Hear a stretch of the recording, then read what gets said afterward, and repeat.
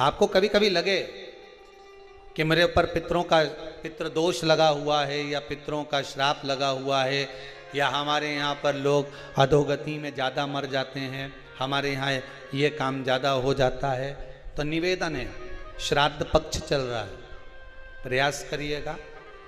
एक चावल की कटोरी में, कटोरी के अंदर थोड़ा सा चावल रख लीजिए कच्चा, उस चावल की कटोरी में एक बेलपत्र, थोड़ी सी दुर्वा बांधकर पानी का मटका, परिंदा या जहां अपना रसोई घर में जल रखते हो, उस कटोरी को वहां पर 2 दिन 3 दिन तक रख दो। वैसे तो 16 दिन रखो ज़्यादा अच्छा था, पर जो दिन अपने को मालूम है 2-3 दिन उसको रख दीजिए। घी का दिया लगाइए। 3 दिन के बाद में उस दुर्वा को, उस बेलपत्र को शिव बाबा को ले जाकर समर्पित कर दो। चावल पूरे घर में घुमाने के बाद चिड़िया को या नदी में या किसी जीव को प्रदान कर दीजिए। महाराज, पितृदोष के निवारण का सुंदर तरीका। कल आपको कथा में कहा था, अगर हम ब्राह्मण को भोजन नहीं करा पा रहे, गौ माता को भोजन नहीं दे पा रहे, श्वान को, कुत्ते को भोजन नहीं दे पा रहे, कौवे को भोजन नहीं दे पा रहे हैं, किसी कारणवश हम श्राद्ध नहीं कर पा रहे हैं, किसी कारणवश हम पूर्वजों को नहीं मना पा रहे हैं, ऐसा कोई घर नहीं जिसके घर के पितृ श्राद्ध पक्ष में पृथ्वी पर नहीं आते। तुम पूछो मत पूछो, तुम्हारे घर के पूर्वज तुम्हारे यहाँ जरूर आते। दरवाजे पर आकर खड़े होते हैं पितृ, दरवाजे पर आकर हमारे घर के पितृ खड़े होते हैं, स्मरण करते हैं कि हमको यहाँ से कुछ भाग प्राप्त होगा, कुछ मिल जाएगा, कुछ प्राप्ति हो जाएगी। सम्मुख में आकर खड़े होते हैं। एक पहले नैमिषारण्य में कथा सुनाई थी जटा और मठा की, आप लोगों को स्मरण होगा। 2 भाई हैं सगे। जटा की पत्नी बड़ी तेज थी, उसने पूर्वजों का पूरा धन अपने पास में रख लिया। श्राद्ध पक्ष में जटा और मठा की कथा का स्मरण होना चाहिए, पितृदोष से मुक्ति होती है। जटा की पत्नी बड़ी तेज थी, अपने पूर्वजों का धन पूरा रख लिया। एक दिन जटा की पत्नी ने जटा से कहा, मठा की पत्नी बड़ी तेज थी और मठा की पत्नी ने सब कुछ अपने पास में रख लिया। एक दिन मठा की पत्नी ने अपने पति मठा से कहा, सुनो स्वामी, एक काम करो। मठा ने पूछा, क्या? अब तुम्हारे भाई का तो कोई रोल रहा नहीं है, सब कुछ अपने पास आ गया है, क्यों फालतू का खर्चा करते हो, इसको घर में रखते हो, अलग करो। मठा ने आज जटा को बुलाया, जटा सुनो, अब हम तुम्हारे साथ नहीं रहना चाहते, जाओ। वही वाली बात आ गई, देख लिया संसार हमने,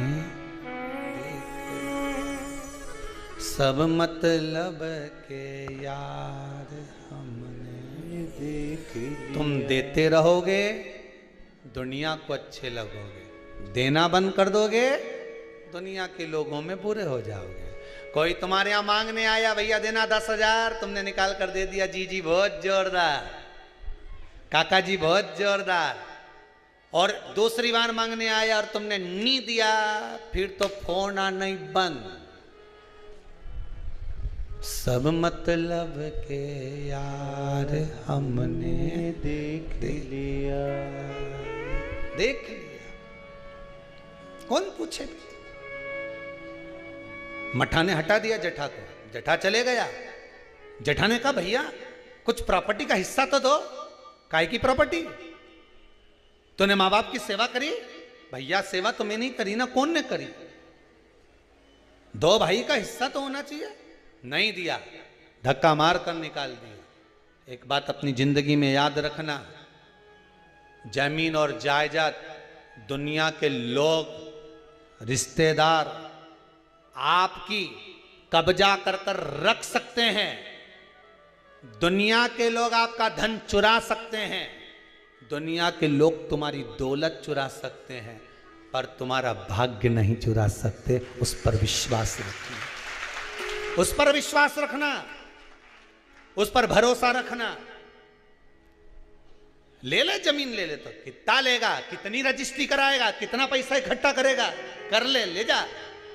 भाग्य ले जा सकता है, किस्मत ले जा सकता है? नहीं। उस पर विश्वास रखना कि ये ले गया ले जान दो, पर तू है ना मेरे साथ। बहुत क्या करेगा ये?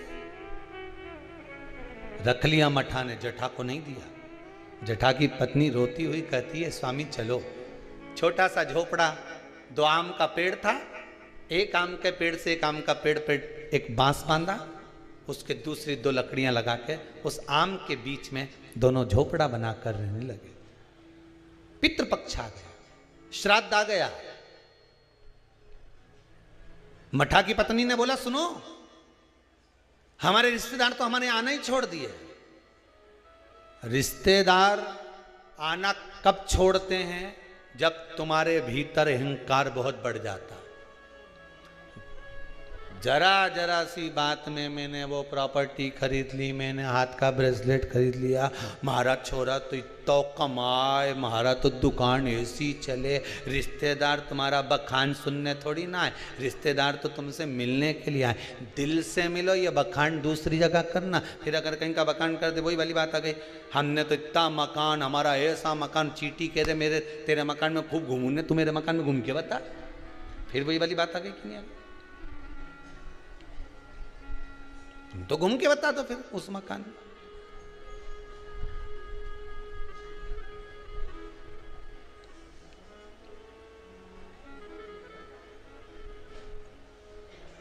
घूमो जितना घूमो। अब मठा की पत्नी ने कहा अपने यहाँ रिश्तेदार नहीं आ रहे। अब इतना अपने जोरदार कलर करवाया मकान में, कितना जोरदार जोरदार फर्नीचर बनवाया, और कोई देखने नहीं आए तो काय का मतलब? एक काम करो, तुम्हारे पिताजी का श्राद्ध आ रहा है, तुम्हारे दादाजी का श्राद्ध आ रहा है, श्राद्ध पक्ष आ रहे हैं 16 दिन श्राद्ध के। एक दिन ऐसा कर लो, सारे रिश्तेदारों को बुला लो श्राद्ध में, पंडित जी के भी बुला लो। और सुनो, अपन श्राद्ध करते हैं, सारा रिश्तेदार आएगा तो अपना मकान देख के तो जाएगा। श्राद्ध करा, ठीक है, खीर बनवाई, पूड़ी बनवाई, सब बनवाया।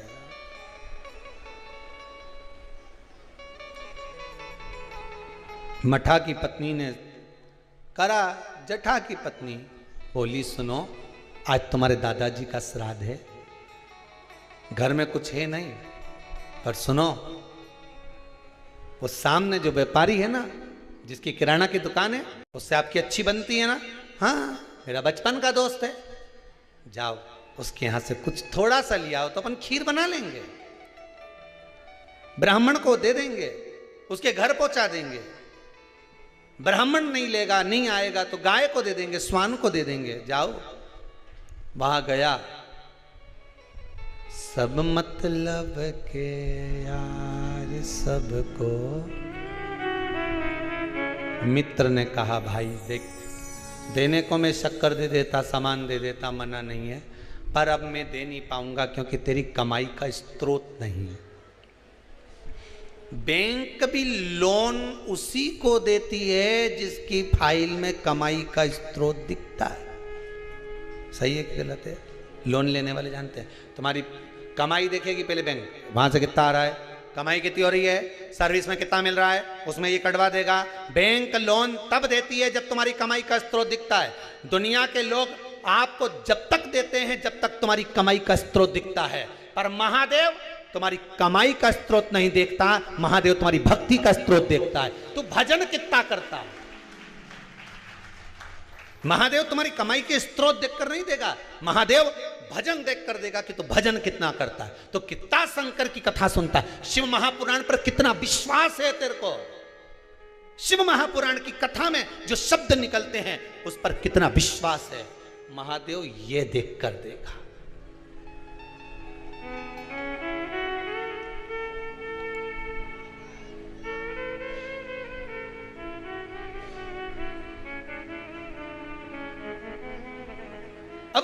विश्वास। मित्र ने मना कर दिया, मैं नहीं दे सकता तुझको, भाई मत दे, पर इतना तो दे दे कि मैं कंडा जलाकर, गोबरी जलाकर, गाय का गोबर जो है सूखा हुआ उसको जलाकर थोड़ी सी घी शक्कर ही छोड़ लो। शक्कर नहीं दूंगा, महंगी है। इतना सा गुड़ दे दिया, इतना सा घी डाल के दे दिया, ले जा। कटोरी में घी और गुड़ लेकर आया। जठा की पत्नी ने कहा, लाए कुछ खीर बनाना। खीर नहीं है, ये गुड़ शक्कर है। कोई गुड़ और घी है, कोई बात नहीं, मैं कंडा जलाकर धूप दे दूंगी। अभी घर में पोछा लगा लूँ, झाड़ू लगा लूँ, दरवाजा पे पानी छीट दूँ, थोड़ा सा चौक पोड़ दूँ दरवाजा पे, फूल रख दूँ दरवाजा पे। कर दिया। उधर पितृलोक से पित्र आए। सबसे पहले पित्र जो पुराना घर होता है वहीं जाते हैं, क्योंकि अंतिम संस्कार जिस घर से होता है पितृ सबसे पहले उसी स्थान पर पहुंचते हैं, जो पुराना मकान हो, भले वो किराए का क्यों ना हो। सबसे पहले पितृ वहां पहुंचते हैं। पितृलोक से पित्र आए, दरवाजे पर पहुंच गए। जैसे ही सबसे पहले मठा के घर में गए तो क्या जाकर देखा कि वहां तो रिश्तेदार पूरी सब्जी खा रहे हैं। सारे के सारे रिश्तेदार चकाचक भोजन कर रहे, ना तो धूप छूटी, ना गाय का दिया, ना स्वान का दिया, क्योंकि इनको तो श्राद्ध केवल लोगों को दिखाने के लिए करी थी। वहां तो ना तो धूप छूटी, ना गाय का भोजन दिया, ना स्वान का भोजन, ना कौवे का भोजन, ना ब्राह्मण भोजन दे दिया। पितृ भूखे, विचार करा क्या करें कि छोटा छोरा रे, हमारा पोता रे छोटा, पर उसके घर में कुछ भी नहीं है, क्या देगा वो। फिर भी चलो भूखे रहेंगे साल भर। पितृ पक्ष में अगर पितरों को भोजन नहीं मिलता, साल भर भूखे रहते हैं। दूसरे पितृ जो खाकर आते हैं, उनकी जो राल टपकती है, उनका जो कफ गिरता है, हमारे पितृ वो चाटते हैं। वो चाटते हैं तो बद्दुआ देते हैं कि मैं तब भरा पूरा छोड़ कर आया था, इतना देकर आया था, कम से कम आज मुझे कंडे पर घी और शक्कर ही छोड़ देते, गुड़ का ही भोग लगा देते, कम से कम मुझे राल चाटने को तो नहीं पड़ता। बद्दुआ देते हैं साल भर, इसलिए घर में सुख नहीं रहता, शांति नहीं रहती, पैसा नहीं टिकता, शुभ कार्य नहीं होता, बड़े दुखी होते हैं पितृ, बड़े दुखी। पितरों ने सोचा एक दरवाजे से नहीं मिला, दूसरे दरवाजे से कुछ खाकर चले जाऊं, ऊपर जाऊंगा तो लोग क्या कहेंगे। जठा के घर गया, पितर दरवाजे पर पहुंचे। जठा की पत्नी ने कंडा जलाया था, गोबरी जलाई थी, जलाई रखी दरवाजा के पास में, भगवान से प्रार्थना कर कर गुड़ और घी छोड़ दिया। गुड़ घी छोड़ा, पितर चले। 16 दिन तक पितर पृथ्वी पर भ्रमण करते हैं। 16वें दिन पितरों के देवता आर्यमा कौवे पर बैठ कर आते हैं। अमावस्या के दिन प्रदोष काल में शाम के समय आते हैं, पितरों को वापस बिठाते हैं, पितृलोक ले जाते हैं। जितने संसार के पितर हैं सब अमावस्या के दिन शाम के समय पितृलोक जाते हैं। इंतजार कर रहे थे पितर, आर्यमा आए, पितरों के देवता आर्यमा स्वामी आए, कौवे पर बैठ कर आए और हमें लेकर जाए। सारे पितरों से आर्यमा स्वामी ने कहा, जाओ तुमने 16 दिन भोजन करा है, अब जाकर घाट पर पानी पी लो। कोई नदी, कोई तालाब, कोई सरोवर, कोई कुंड, कहीं जाकर शाम के समय पानी पीने के लिए पितर जाने लगे। पितर जब पानी पिए, पानी पीते से पितरों ने सोचा एक दरवाजे से भोजन नहीं मिला, उसके यहां भोजन मिला जिसके यहां कुछ भी नहीं था। पितरों ने विचार करा, आर्यमा स्वामी को आने में देरी है, आज अमावस्या है, घर के लोग दीप लगाएं उससे पहले एक बार उसके घर हो जाऊं जिस घर से दीपक आ रहा है। घाट पे लगने के लिए, नदी के तट पर, तालाब पर, सरोवर को, कुएं पर दिया लगने शाम को आएगा, उससे पहले मैं उसके घर हो जाऊं। और पितर घर पर जाकर क्या देखे, बच्चे भूखे थे, माँ से भोजन मांग रहे थे, माँ 5 दिन से अन्न नहीं खाया, दे देना माँ। माँ कहती है नहीं है। माँ फिर कंडा जलाकर तूने ये घी और गुड़ कहाँ से ला कर दिया? बेटा पितरों के लिए लाई थी, मांग कर लाई थी, तुम्हारे लिए नहीं है। एक काम करो, मैंने हंडी रख दी है, एक बर्तन रख दिया, भगोनी रख दी, उसको उसमें भोजन रखा है, मैं 2 दिन बाद दे दूंगी। बेटों ने जाकर देखा तो उसमें भोजन नहीं था। माँ तो रोज तो वो भगोना दिखाती है, पात्र दिखाती है और कहती है भोजन मिलेगा। 3 दिन हो गए माँ, 5 दिन हो गए, नहीं मिला माँ। और 2 दिन का बोलती है। कोई बात नहीं। पितर वापिस आए, दरवाजे से लौटकर वापिस घाट पर आए। घर का बेटा दिया जलाने के लिए आया नदी के तट पर। पितर आचमन कर रहे थे पानी का।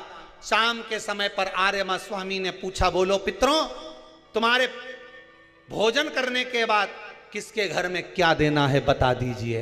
आर्यमा स्वामी ने पूछा तो पितर कहते हैं, जटा के घर में खाने के लिए नहीं है, उसको वर दे दो, दूध नहाए पूते फले, खूब उन्नति करे, वर प्रदान कर दो। जटा के घर में दूध नहाए पूते फले। जैसे ही बेटे ने दिया जलाया घाट पर, वहां पर खुशियों का दीप जल गया, आनंद का दीप जल गया, सारा सुख जटा के घर में पहुंच गया। मठा धीरे धीरे तिल तिल तिल तिल घटने लगा, जटा तिल तिल बढ़ने लगा। ये पितरों की कृपा होती है। मेरा सबसे निवेदन है, अमावस्या के दिन शाम के समय प्रदोष काल में नदी के तट पर जाओ, कुएं के तट पर जाओ, बावड़ी पर, तालाब पर, कहीं पर भी जाकर दिया जरूर जलाओ। नदी तालाब बावड़ी नहीं हो तो पीपल के पेड़ के नीचे, बेलपत्री के पेड़ के नीचे या बट के पेड़ के नीचे जलाओ। और शाम के समय जब प्रदोष का काल हो, शाम का समय हो, सूर्यास्त का समय हो, भगवान आर्यमा स्वामी पूर्वजों को लेने, पितरों को लेने आए, तब आप एक दिया घी का जला देंगे दक्षिण की ओर मुख कर कर, तो वो कुछ वर हो सकता है। अगली श्राद्ध से पहले बाबा आपको घर, मकान, जमीन, जायदाद, संपदा सत्ता दे। कृपा, उस पर विश्वास रखिए, भरोसा। तब तो लोग गाते हैं, जय जय पितर जी महाराज, शरण में तेरी आया, शरण में तेरी आया हूँ, शरण में तेरी आया।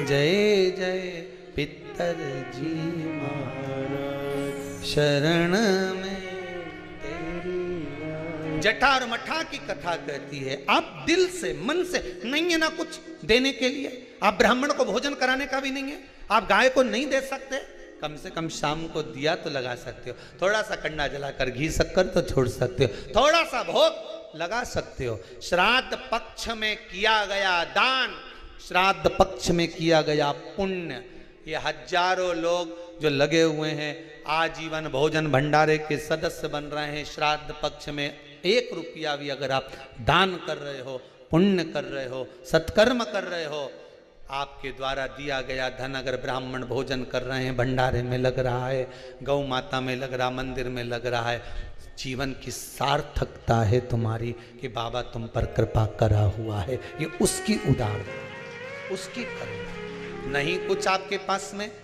थोड़ा करो पर करो जरूर, थोड़ा करो, करो जरूर।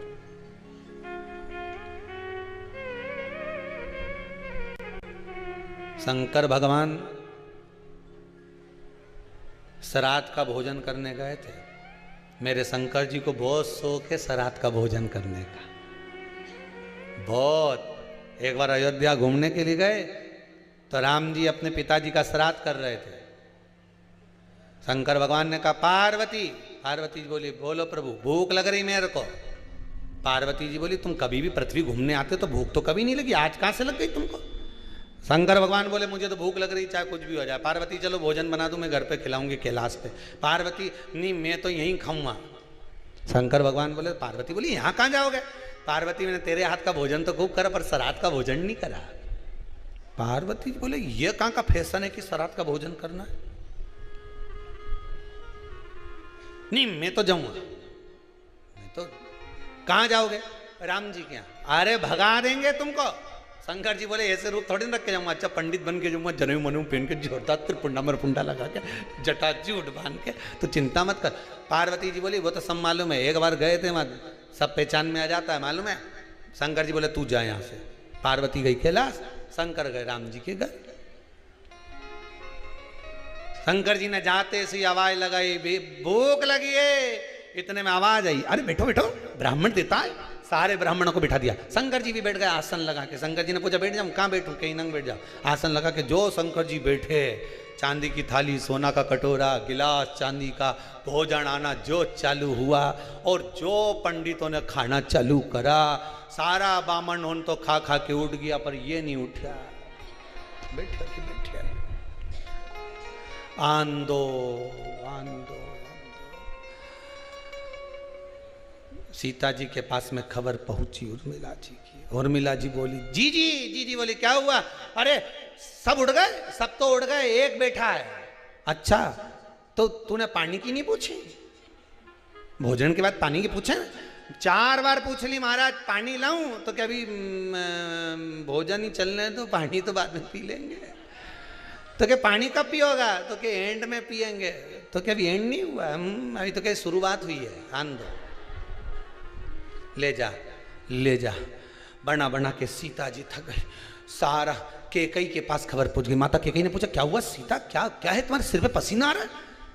तुम्हारे ससुर का श्राद्ध और तुम्हारे सिर पे पसीना? श्राद्ध तो जाने दो दादा, वो अब एक बामन ना जाने कहां से है, उठ ही नहीं रहा है। सीता जी केकई बोली नहीं उठ रहा का मतलब? सीता जी बोली हमको तो लग रहा हमको उठा के उठेगा, तुम जाओ।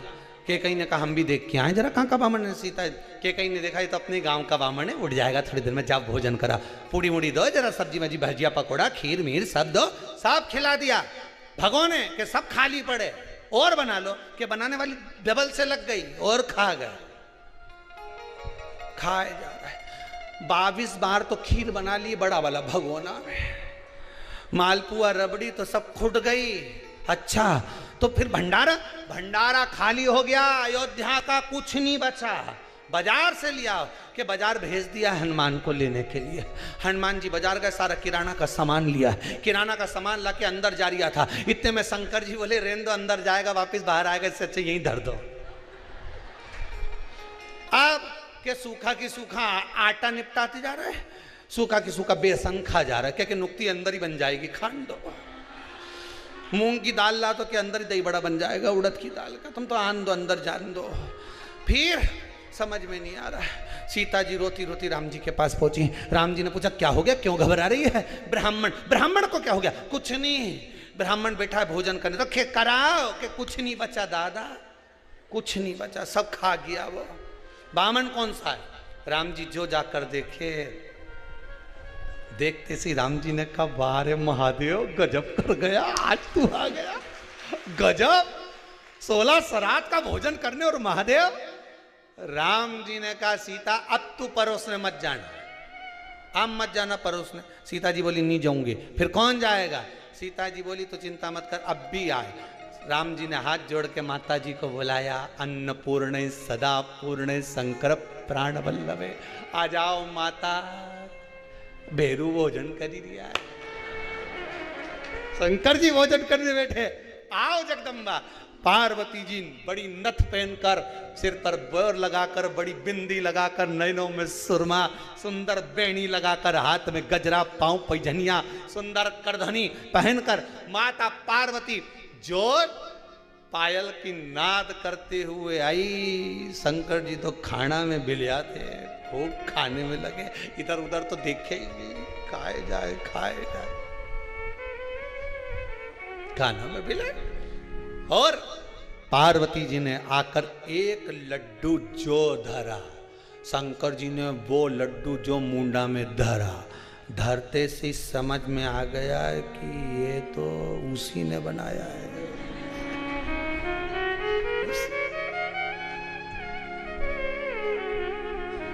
कभी कभी हो जाता है, एक पति ऑफिस से आया, कहीं प्रवचन में सुन के आ गया कि पत्नी जो भी बनाए उसकी तारीफ जरूर करना चाहिए। पति ने आज तक पत्नी के बनाए हुए भोजन की तारीफ नहीं करी थी, आज ऑफिस से आकर प्रवचन में सुनी आया था कहीं कथा में, सुन लिया होगा कहीं महाराज की कथा सीवर वाला की, और सुन के तारीफ करने बैठ गया। क्या जोरदार पराठा बना, ये सब पराठा जिंदगी में कभी नहीं खाया, क्या जोरदार बनाया है। पत्नी अंदर गई ने बेलन ला के जो पट्टी के धोया, जो धोया।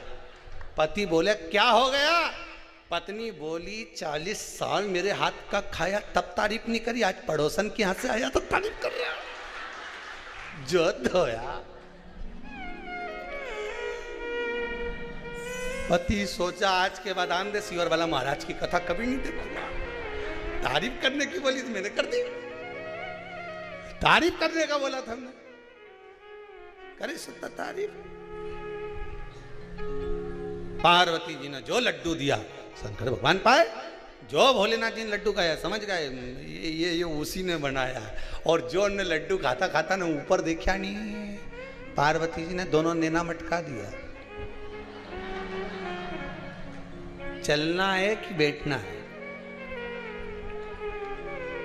कहीं पति अगर जब ज्यादा रिसेप्शन में या पार्टी में ज्यादा फाका फाकी करे नहीं, और पत्नी काजल माजल लगा के जूड़ा मूड़ा लगा के पिन लगा के इशारा में ही बोल दे चलना है, उत्ता में तो ये आगे जगदम्बा भेरू पीछे, आगे आगे तू चल पीछे में चल। पार्वती जी ने जो इशारा करा, शंकर भगवान उठ के जल लाओ, जल जल्दी लाओ।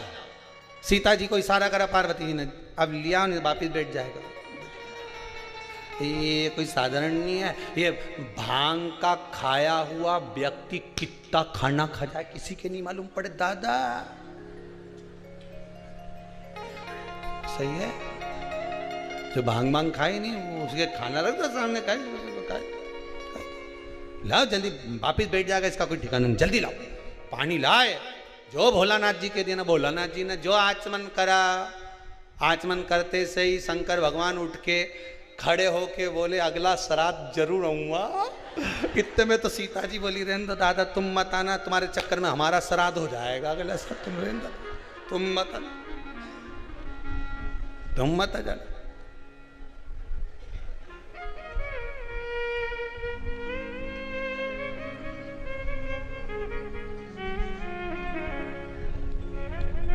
महाराज अब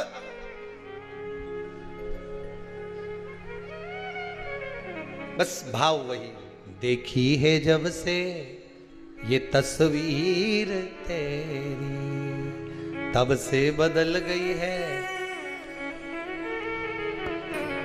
जब से सुननी है शिव महापुराण की कथा विश्वास जाग गया, तकदीर बदल तब से बदल गई है। जम के तो बोलो तकदीर। भक्ति के पथ को पकड़ कर रखा है तो ये विश्वास मानिए कि महादेव भी आपको देने में पीछे हटने वाला नहीं है, वो देगा जरूर। पूर्व का किया हुआ पाप कर्म मनुष्य का ऐसा रहता है कि उसको काटने में थोड़ा समय लगता है, थोड़ा कष्ट जरूर है। बस हम किसके अंश हैं और हमारा वंश कैसा है इसका स्मरण कर कर जब आप अपने पथ पर चलोगे, अपनी जिंदगी की डोर को बढ़ाते चले जाओगे तो जीवन सार्थक होता चले जाएगा। इस जीवन को सार्थक करने का सबसे सुंदर तरीका है कि हम अपना ये ध्यान रहे कि हम अंश किसके, हमारे घर का संस्कार कैसा है, हम किसके अंश हैं, हमारे माता पिता का संस्कार कैसा है, हम हिंदू धर्म के अंदर पैदा हुए हैं, हिंदू धर्म में रहते हैं, हम भगवान की भक्ति में डूबे रहते हैं। फिर ध्यान करें कि हमारा वंश कैसा है। सप्तऋषियों की औलाद हैं हम सप्तऋषियों की संतान हैं, कोई साधारण नहीं। हमारा वंश केवल यही नहीं रह गया कि ये ब्राह्मण है, ये क्षत्रिय है, ये वैश्य है, ये शूद्र है। हमारा वंश केवल यहीं तक नहीं रह गया।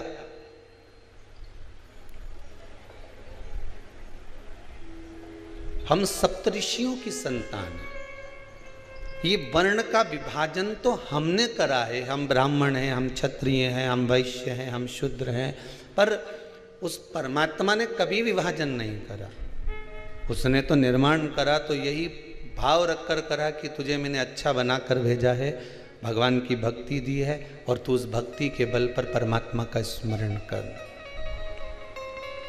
कोई तुमसे पूछे, रोज आस्था चैनल खोल कर बैठ जाती है, रोज मोबाइल लेकर बैठ जाती है, क्या वह सीओर वाला महाराज बैलेंस डलवाएगा? है? और मोबाइल में दिन भर तू कथा सुने, फेसबुक यूट्यूब पर श्रवण करे, तो क्या वो सीओर वाला महाराज देगा बैलेंस? तो एक बात तो कह देना, जो सीओर वाला महाराज का बैलेंस दे रहा है वो हमको भी बैलेंस देगा, ये पक्का है। सीओर वाला महाराज तो कहीं नहीं देगा। और हमने आपसे कहा भी, बार बार कहते हैं, कोई महाराज के नी के, पर हम तो इस व्यासपीठ से रोज एक बात कहते हैं कि हम पर विश्वास मत करना, उस देवाधिदेव महादेव पर विश्वास करना, वो देगा। हम क्या दे सकते हैं? हमारी सामर्थ्य तक क्या है? हम तो आपको देखा जाए तो पूरा समय नहीं दे पाते। 15 मिनट 20 मिनट तो ये मूछ वाला दादा ले जाता है, आधा बहुत समय बचता है तो फिर पीछे का ले जाता, बीच का जो 2-2.5 घंटा बचता है वो आपको दे देता। पूरा समय भी नहीं दे पाता। जो अपना पूरा समय आपको नहीं दे सकता तो वो क्या आपको धन देगा? हम पर विश्वास मत करना, विश्वास तो मेरा देवाधिदेव महादेव पर करना। बिना सोचे समझे दे देता है, अड़भंगा है वो। और इतना अड़भंगा है कि वो सोचे, कोई सोचे कि मेरे को इतना चाहिए, उससे बढ़कर ही देता है। क्या मिलता है कथा सुनने से? क्यों जाएं हम कुबेरेश्वर धाम में? क्यों हम कथा श्रवण करने के लिए बैठे? सीधी सीधी बात है। कोई बोले तो कह देना, साहब बीमारी लग गई है, हॉस्पिटल में इसको भर्ती करना पड़ेगा। हॉस्पिटल में अगर एक बार भर्ती कर दिया तो ये पक्का है, या तो ठीक होके आएगा या फिर निपटी जाएगा। दो ही बात है ना? अरे बोलो तो सही है कि गलत है? या तो ठीक होके आएगा या फिर निपट जाएगा।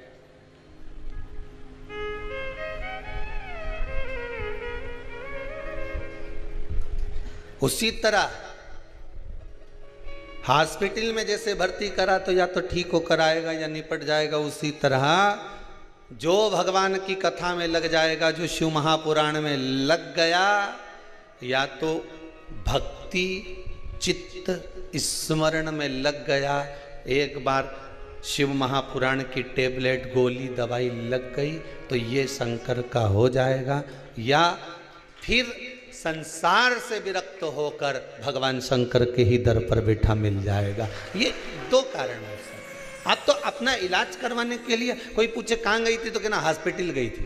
क्या तू तो के गई थी ना, स्टेटस पे डाला कि सीओर जा रही हूँ। तूने तो वहाँ स्टेटस पे डाला कि हम सीओर जा रहे हैं और बस का फोटो भी बनाया हुआ ठाट से, तो हम तो सोचे कि तू सीओर गई थी, तो क्या वो हॉस्पिटल ही है। उस हॉस्पिटल में शरीर का इलाज होता है, इस हॉस्पिटल में मन का इलाज होता है। बस ये मन सुधर गया तो जीवन को सुधरने में देरी कहाँ लगेगी? यही तो नहीं सुधरता। ये मन बड़ा चंचल है, कैसे तेरा भजन करूं, जितना तेरा भजन करूं उतना ही मचलता। बड़ा विचित्र है ये मन, बड़ा विचित्र। इके क्यों ने भजन में जाने तो भोजन में पहुंच जाए, इससे क्यों सत्संग में जालो तो फिल्म में पहुंच जाए। इतना विचित्र मन संसार में ये मानव का दिया है। थोड़ी देर तो लगे, उसके बाद ऐसा जाए ऐसा जाए ऐसा जाए।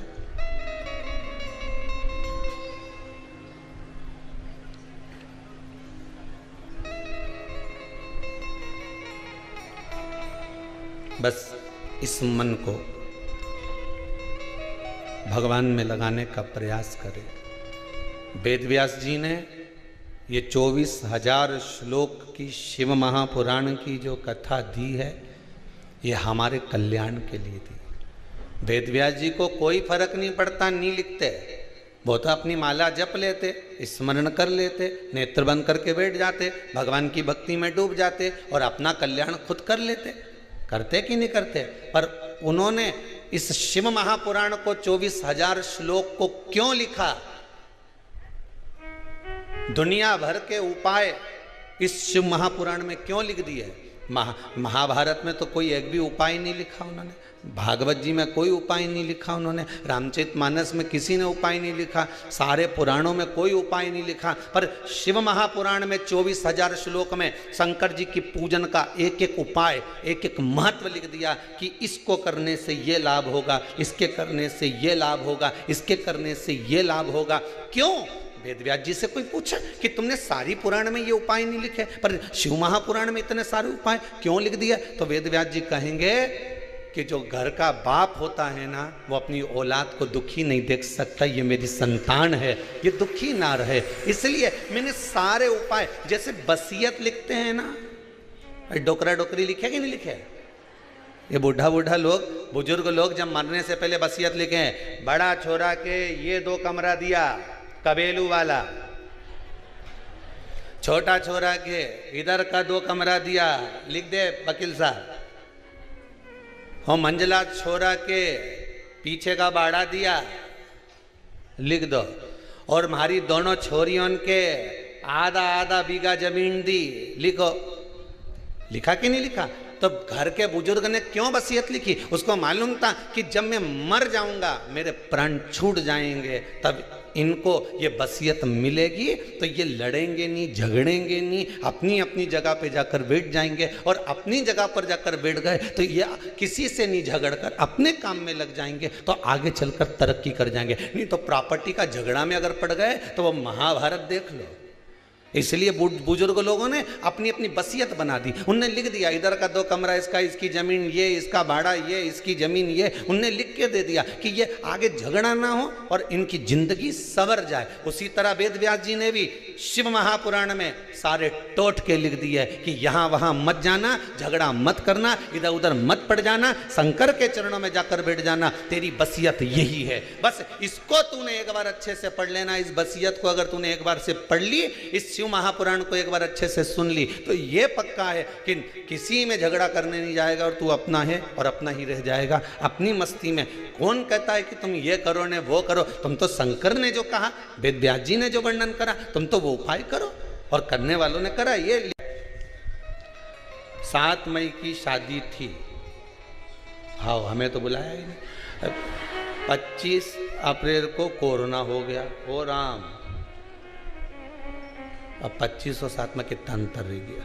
अप्रैल में कोरोना कौन ने लिखा है? सर्वोच्च परिहार है कोई? कहाँ से आई है?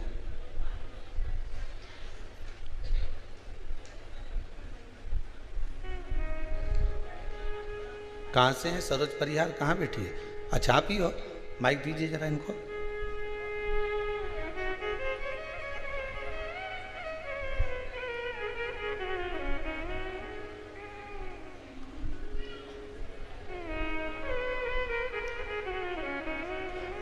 ये आपने लिखा है बहन जी भाई, इसमें लिखा है 7 मई की शादी थी आपके यहाँ।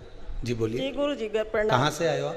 गुरु जी मैं जोधपुर से आई हूँ। जोधपुर से, माइक पास में लो।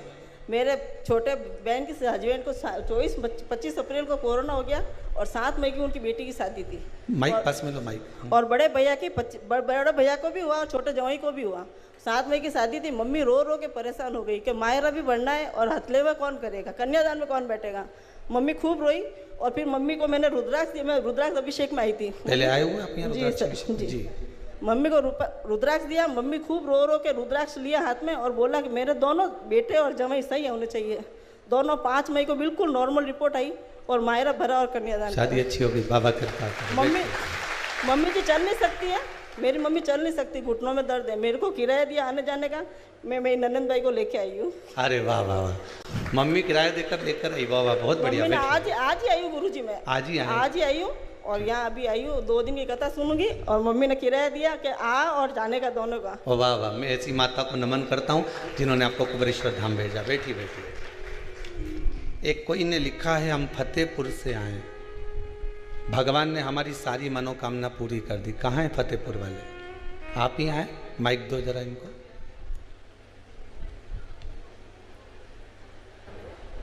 महाराज जी श्री शिवाय नमस्तुभ्यम। हम बहुत सुंदर। श्री शिवाय नमस्तुभ्यम। कहाँ से आए आप? हम फतेहपुर शेखावाटी सीकर से आ गए महाराज जी। जी। और अभी तक मैंने जो मांगा है उसने सुनी है, और अब भी जो मांगना है वो आगे सुनेगा, मुझे विश्वास। जय हो। बस इतना ही विश्वास चाहिए बहन। बैठी। बहुत बढ़िया। यही विश्वास मेरे शंकर के प्रति बस आपके जीवन में बना रहे और बाबा आपको देता रहे। इस भूमि का प्रताप, शिव महापुराण की कृपा और आपका विश्वास, तेरे दरबार की बाबा निराली शान देखी है, तेरे दरबार की बाबा निराली शान देखी है, तुझे देते नहीं देखा पर झोली भरी देखी है। वो सामने आकर कभी नहीं देता। दुनिया के लोग कहें किसी और वाला महाराज बैलेंस डलवाएगा तो मना कर देना, उसके पास तो खुद नहीं दूसरे डलवा रहे। उसका बैलेंस जो डलवा रहा है वही हमारा भी डलवा रहा है। आप तो बस उसकी शरण में चले जाओ, आगे ठीक करना, उसको कहाँ तक लेकर जाना है ये उसके हाथ में। एक बात पहले कही थी, आपने सुनी होगी टीवी चैनल के माध्यम से, घड़ी बेकार हो जाए तो इसको कपड़े की दुकान पे ठीक नहीं करा सकते हो क्या? नहीं। घड़ी बेकार हो जाए तो इसको किराना की दुकान पर ठीक नहीं करा सकते। घड़ी बेकार हो जाए तो इसको किसी अन्य जगह पर, गाड़ी की दुकान पर या किराना की दुकान पर या चाय की दुकान पर ठीक नहीं करा सकते। घड़ी अगर ठीक होगी तो कंपनी में ही होगी, घड़ी की दुकान पे ही होगी। घड़ी की दुकान पर जाओगे तो घड़ी वाला भी कह देगा ये घड़ी मुझे दे जाओ, 7 दिन में मैं इसको ठीक कर दे दूंगा, नहीं 7वें दिन के बाद में तुम आकर इसको लेके चले जाना। बस मनुष्य की भी जब घड़ी ठीक नहीं चले, उसे लगे कि अब मेरा समय ठीक नहीं चल रहा है, विपदा पे विपदा आ रही है, व्यापार नहीं चल रहा, काम नहीं चल रहा, बहुत टेंशन चल रहा है, परेशानी चल रही है, तो उसका नाम है कालों का काल, महाकाल। कालों का काल मतलब घड़ी मतलब काल। काल अधिपति महाकाल को कहते हैं। निवेदन है घड़ी ठीक ना चले तो कपड़े वाले की दुकान पर मत ले जाना, दुनिया भर में डोलते मत फिरना कि वो मुंडी घुमाए नहीं तो उसके पास चले गए ना, वो चावल लेकर वहाँ पहुँच गए, न नारियल लेकर वहाँ पहुँच गए, न अगरबत्ती लेकर वहाँ पहुँच गए। किसी के दरवाजे नहीं जाना। घड़ी बेकार हो जाए तो बस उसी के पास जाना जिसने घड़ी बनाई है। काल किसने बनाया? महाकाल ने। समय किसने बनाया? महाकाल ने। दिन किसने बनाया? उसी ने। घड़ी, नक्षत्र, पल, समय सब शंकर का बनाया हुआ है, शिव महापुराण में लिखा हुआ है। एक एक चीज जितने बार बनाए, जितनी तिथि बनाई, जितने नक्षत्र बनाए, जितना समय बनाया, जितने ग्रह बनाए, सब शंकर ने बनाए। तो घड़ी उसने बनाई है तो सुधारेगा भी वही। इसलिए उसकी दुकान पर जाकर बैठ जाना कि अब मैं यहाँ आ गई हूँ, 7 दिन में ये घड़ी तुझको देके जा रही हूँ। यहाँ बोल कर जाना कि मैं तेरे दरबार पर आकर ये बोल कर जा रही हूँ कि मेरी घड़ी सुधार देना, ये समय बेकार चल रहा है, इस समय को निकाल देना और मैं तेरी हो जाऊं, बस इतनी कृपा कर देना। ये घड़ी बहुत बेकार चल रही है। आए दिन हमारा छोरा का एक्सीडेंट हो जाए, कहीं टेंशन आ जाए, कहीं लक्ष्मी नहीं आए, दुकान 4 दिन चले न 4 दिन नहीं चले, लड़के की नौकरी नहीं लग रही, सर्विस नहीं लग रही, कहीं ब्याह नहीं हो रहा, तो ये घड़ी बेकार चल रही है। इस घड़ी को सुधारने का प्रयास करो। बस वो घड़ी सुधर गई तो बस जीवन सुधर गया। और घड़ी एक ही सुधार सकता है, वो घड़ी की दुकान वाला ही सुधार सकता है। नहीं सुधरेगी तो वो क्या करेगा?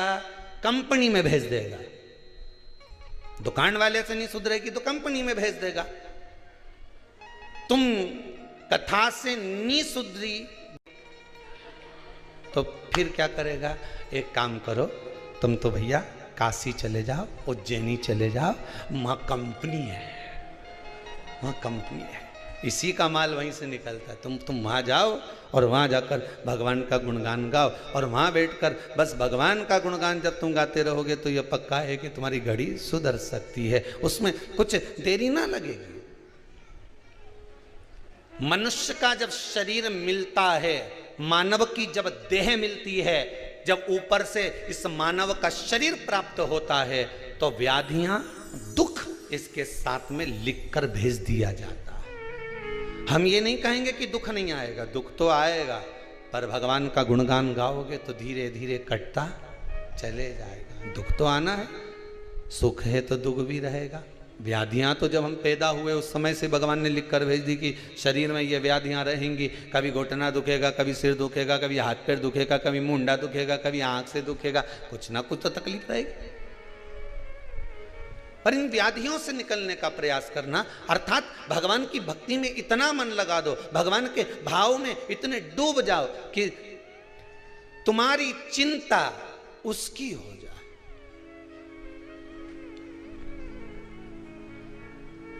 तुम्हारी चिंता उसकी हो जाए। ये संसार सत्य अर्थ देख लिया, संसार हमने देख लिया, देख लिया संसार हमने देख लिया, सब मतलब के यार हमने देख लिया, सब मतलब के यार हमने देख लिया। ये सारा संसार मतलब का केवल जो मिल रहा है, हमें लूटने वाला ही मिल रहा है। जिस दिन माता के गर्भ से जन्म लिया उस दिन से लूट रहे हो, उस दिन से लूटे जा रहे हो। सब कोई मिलकर हमारा समय लूटे जा रहे हैं और वो बर्बाद होते चले जा रहे हैं।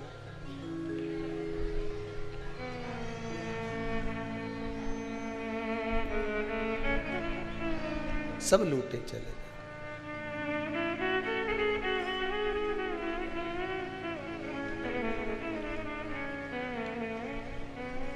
संपूर्ण तन निरोग धन जेब में तब तक,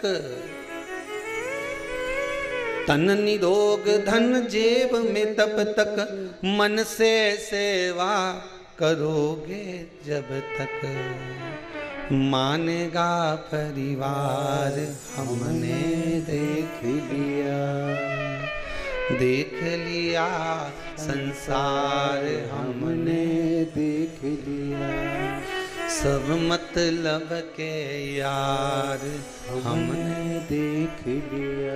ये शरीर अच्छा रहेगा तो बच्चे भी कहते हैं मम्मी जरा जाके चाय बना दो, तो शरीर अच्छा है, जाओ जरा रोटी बना दो, तो जाओ जरा ये कर आओ, तो और बीमार पड़ गए ज्यादा दिन तक, 2-4 दिन तुम्हारी बीमारी के तो कोई भी झेल लेगा नहीं, 8 दिन तक तो कोई भी झेल लेगा ना, 15-20 दिन तक जब पलंग पे पड़ जाओगे कौन झेलेगा।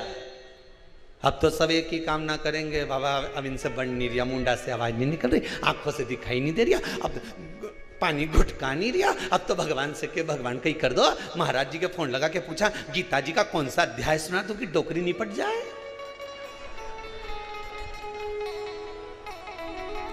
सब मतलब के यार हमने देख लिया। क्या करें, गीता जी का अध्याय सुना दिया, गजेंद्र मोक्ष की कथा सुना दी, गाय दान कर दी, ये दान कर दिया, वो दान कर दिया, इसके बाद भी प्राण नहीं छूटे। 4 बार तो नीचे सुला दिया गोबर लीप के, ने फिर डोकरी ठीक हो गई, सांस फिर चलने लगी, फिर ऊपर सुला उन्हें 2-4 महीना बाद फिर नीचे। ये समझ में नहीं आए अब इनका करें क्या, कौन करेगा। जब तक 8 दिन 15 दिन तो कोई भी तुम्हारी सेवा कर लेगा, इसके बाद कौन करेगा, कौन करने आएगा। शिव महापुराण की कथा कहती है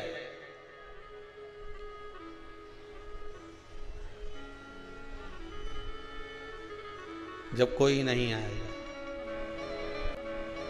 जब कोई नहीं आता भोलानाथ आता है, मेरे दुख के दिनों में वो बड़ा काम आता है। बस कोई आए ना आए, अगर ज्यादा दिन तक पटक भी दिया तो बाबा कहेगा इसने मुझे सावन का महीना में खूब लोटा भर भर के पानी चढ़ाया, इन्हें खूब दही मला मेरे ऊपर ने, शहद मला ने, घी मला, खूब बेलपत्री तोड़ तोड़ के लाई ने, दूसरा का घर का फूल तोड़ तोड़ के मारे चढ़ाया। देख लेती थी उसका दरवाजा बंद है तो फूल तोड़ के लिए आती थी। खूब लाई, खूब चढ़ाया। चिंता मत कर, शंकर जी कहते हैं अब तेरे परिवार वाले अगर तेरी सेवा नहीं करेंगे तो ये हमारी घरवाली कहीं करेगी, पार्वती जी क्या करेगी। भगवान शंकर ने पार्वती जी को पास में रखा ही क्यों? पार्वती को फ्री रखा है शंकर जी ने, सबसे फ्री माता, माता पार्वती। रोटी बनाने का टेंशन नहीं, क्योंकि शंकर जी उतना खाए ही नहीं। काकड़िया की रोटी बनाई, काकड़िया की साग, पर से माता पार्वती जी पावे भोलानाथ। बस उन्हें तो 2 टिक्कड़ सेकी, चूल्हा में डाली, भून के बाहर आई ने, दोच के पीस के उसका चूरमा बनाया, उनमें गुड़ मिलाया। कपड़ा धोने का टेंशन नहीं, कपड़े ही नहीं है तो धोवा क्या। कितनी फ्री रखा भगवान ने पार्वती जी के, न रोटी का टेंशन न कपड़ा का टेंशन।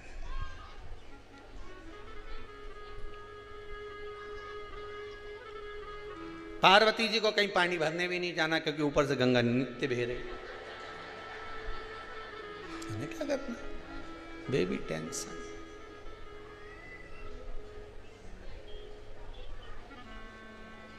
कहीं मिलने जाने की जरूरत है ही नहीं। कहाँ मिलने जाए, शमशान में बैठे हैं अपन, तो यहीं बैठे रहो, एक ना एक दिन तो मिलने यहीं आएगा।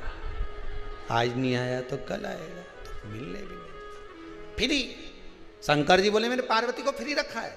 उसका कारण केवल इतना सा है कि जब जिंदगी में तुम मेरी सेवा करते करते थक जाओगे, जब ये शरीर तुम्हारा काम नहीं करेगा, तब मेरी पार्वती तुम्हारी सेवा करने के लिए दौड़ कर आ जाएगी। मेरी पार्वती, मेरी जननी तुम्हारे पास आ जाएगी, तुम चिंता ना करिएगा।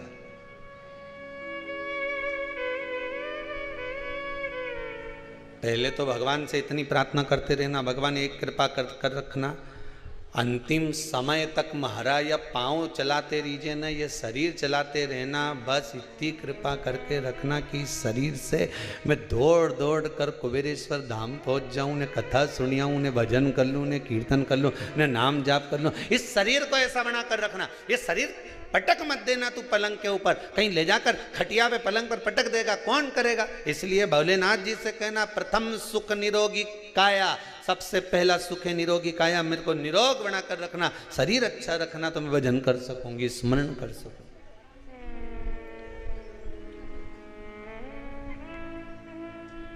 प्रथम सुख है निरोगी। महाराज जब हिरण्याक्ष चला गया, अंधकासुर मर गया, तब हिरण्यकशिपु तप करने गया और वर मांगा, ना नीचे मरू, ना ऊपर मरू, ना अंदर मरू, ना बाहर मरू, ना अस्त्र से मरू, ना शस्त्र से मरू, ना दिन में मरू, ना रात में मरू, ना नर से मरू, ना पशु से मरू, और ना ही 12 महीना में मरू। भगवान विष्णु ने, ब्रह्मदेव ने भी कह दिया तथास्तु, मत मर, कई बात नहीं। अच्छा, मरने वाला ज्यादा सुखी कि नी मरने वाला ज्यादा सुखी, बोलो जरा, है? मरने वाला ज्यादा सुखी ना, कि एक अवस्था आई चले गए। अब जो नी मरने वाला है वो के पूछे बापड़ा, उनकी खाल ऐसी झुल्ली झुल्ली हो जाए, लटकन लगे, आंख से दिखे नहीं, हाकड़ा हो, जितना शरीर का मांस सब सूखी गया, पलंग पे ऐसी बैठी रहे जैसे उल्लू बैठे है, शरीर का 100 साल हो गए, हमारी अम्मा अभी तक है, खा रही है, बिल्कुल रोटी भी खाए ना, हमारा प्राण भी खाए,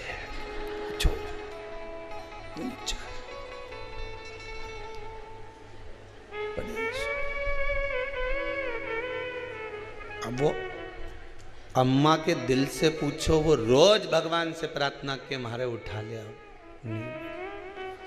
अब नहीं रहना चाह, उठा ले मेरे को। भगवान के 2 वर थे, आयुष्मान भव और चिरंजीवी भव। तू हमेशा मांगती थी, लोगों से कहती थी, तो एक ही बात कहती थी, काकी जी हमारे आशीर्वाद दे आयुष्मान भव होने का। काकी जी ने आशीर्वाद दे दिया आयुष्मान भव। उम्र बढ़ गई, शरीर वैसा की, केवल उम्र बढ़ी है, शरीर नहीं। अगर तू आशीर्वाद मांगती चिरंजीवी भव, तो चिरंजीवी में यह होता कि जैसी आज है मरते समय तक ऐसी कैसी बनी रही जाए, ऐसी कैसी बनी रहना। हमें आयुष्मान होने का आशीर्वाद नहीं चाहिए, हमें चिरंजीवी भव होने का आशीर्वाद चाहिए कि हम चिरंजीवी जैसे आज हैं वैसे कि वैसे अंत समय तक रहें। हनुमान जी को चिरंजीवी होने का वर दिया था, मार्कंडे बाबा को चिरंजीवी होने का वर दिया था। हम जैसे वैसे जैसे आज है वैसे अंतिम समय, भगवान से प्रार्थना करो कि जैसा मैं आज हूं वैसा कि वैसे रहना चाहिए। हम अच्छा दिखे ना, हम परमात्मा से मांगे तो कुछ अच्छा मांगने का प्रयास करें ना, कुछ अच्छा ढूंढने का प्रयास करें। अरे भाई, शिव महापुराण की कथा कहती है घी नकली है, कहीं का कह दे ये सोना नकली है,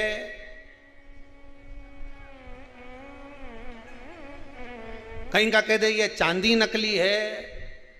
घी नकली होना होन दो, सोना नकली है होन दो, चांदी नकली है होन दो, पर दृष्टि नकली नहीं होना चाहिए, दृष्टि असली होना चाहिए, जिससे तुरंत परख में आ जाए कि नकली है कि असली।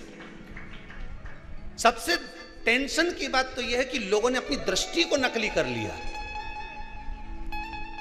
दृष्टि नकली हो गई, असली नकली नजर आता है और नकली जम के बोलो असली नजर आता है। जो असली का सोना है ना वो तो लगे कहीं चमके सोना, असली का सोना तो क्या नकली है, और नकली का कहीं का लाके पटक जाए, लो साहब ये सोना ले लो, मेरे पास तो तेरा फालतू का आ गया था, मैं तो कम में बेच रही हूं, और नकली टिका के चले गया। तो क्योंकि असली ये असली। यशोदा जी के साथ भी यही हुआ। पूतना आई, क्या जोरदार रूप धर के आई, तो क्या कि ये असली गोपी है, और शंकर जी आए तो क्या कि ये नकली है। यशोदा जी के साथ भी हुआ।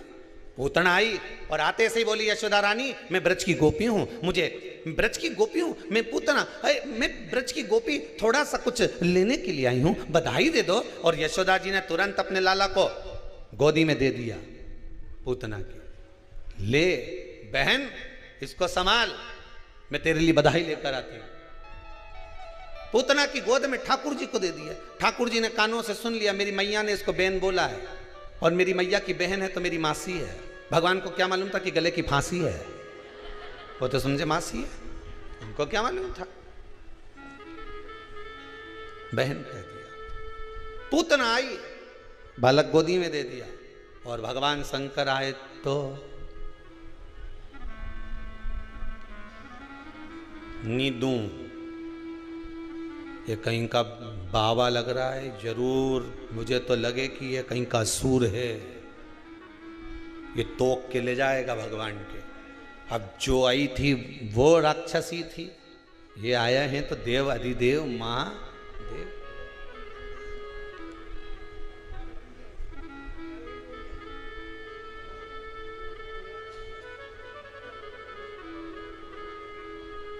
आवाज लगाए गली गली में जाकर भगवान के चरणों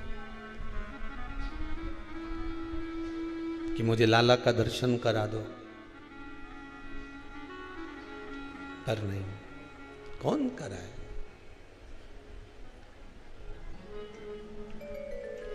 एक बार तो मुझे ठाकुर का दर्शन करा दो, पर यशोदा जी कहती हैं ये नकली है।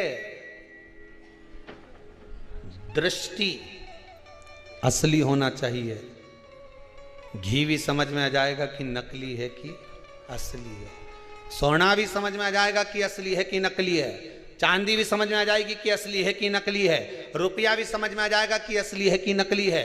दृष्टि असली होगी, सब कुछ समझ में आ जाएगा, भले वो कितना भी नकली हो।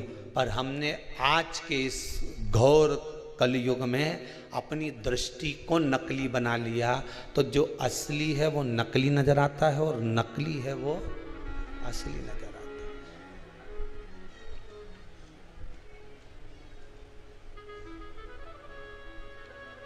कितना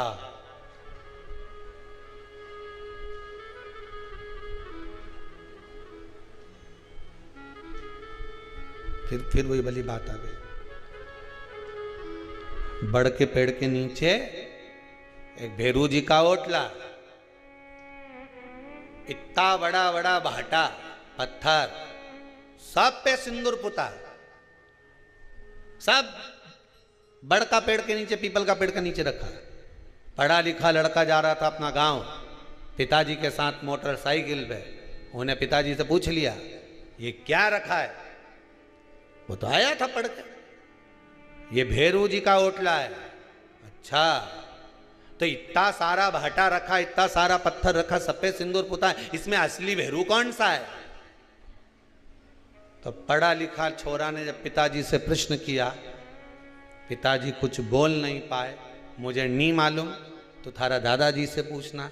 गांव गया, दादाजी के प्रणाम किया, मन में प्रश्न था, पूछ लिया इस ओटले पर इतना सारा भेरू रखा है, सब पे सिंदूर पुता है, इसमें असली भेरू कौन सा है? तो कि हमारा जमाना में 90 साल पहले बीच में जो इतना बड़ा भाटा धरी है नहीं, बस उसी पे लोग सिंदूर पोतते थे, उसी के माला पिनाते थे, उसी के चूरमा का भोग लगाते थे। और ये बाकी का इतना सारा भाटा रखा है, सब पे सिंदूर पुता है, तो कि लोग साथ में रुमाल नहीं लाते थे, सिंदूर पोतने के बाद एक भाटा उठाए नहीं तो पोंछ के पटक जाते थे, फिर एक भाटा उठाया ने पोंछ के पटक गए, फिर भाटा उठाया ने पोंछ के पटक गए। इतना भेरू इकट्ठा हो गया कि असली भेरू तो बेचारा बीच में ही रह जाए, ने सब पुता हुआ उन पे पोत पोत के चले जाए। अब असली कहीं छुपा है और नकली नकली इकट्ठा हो गया, ढेर नकली।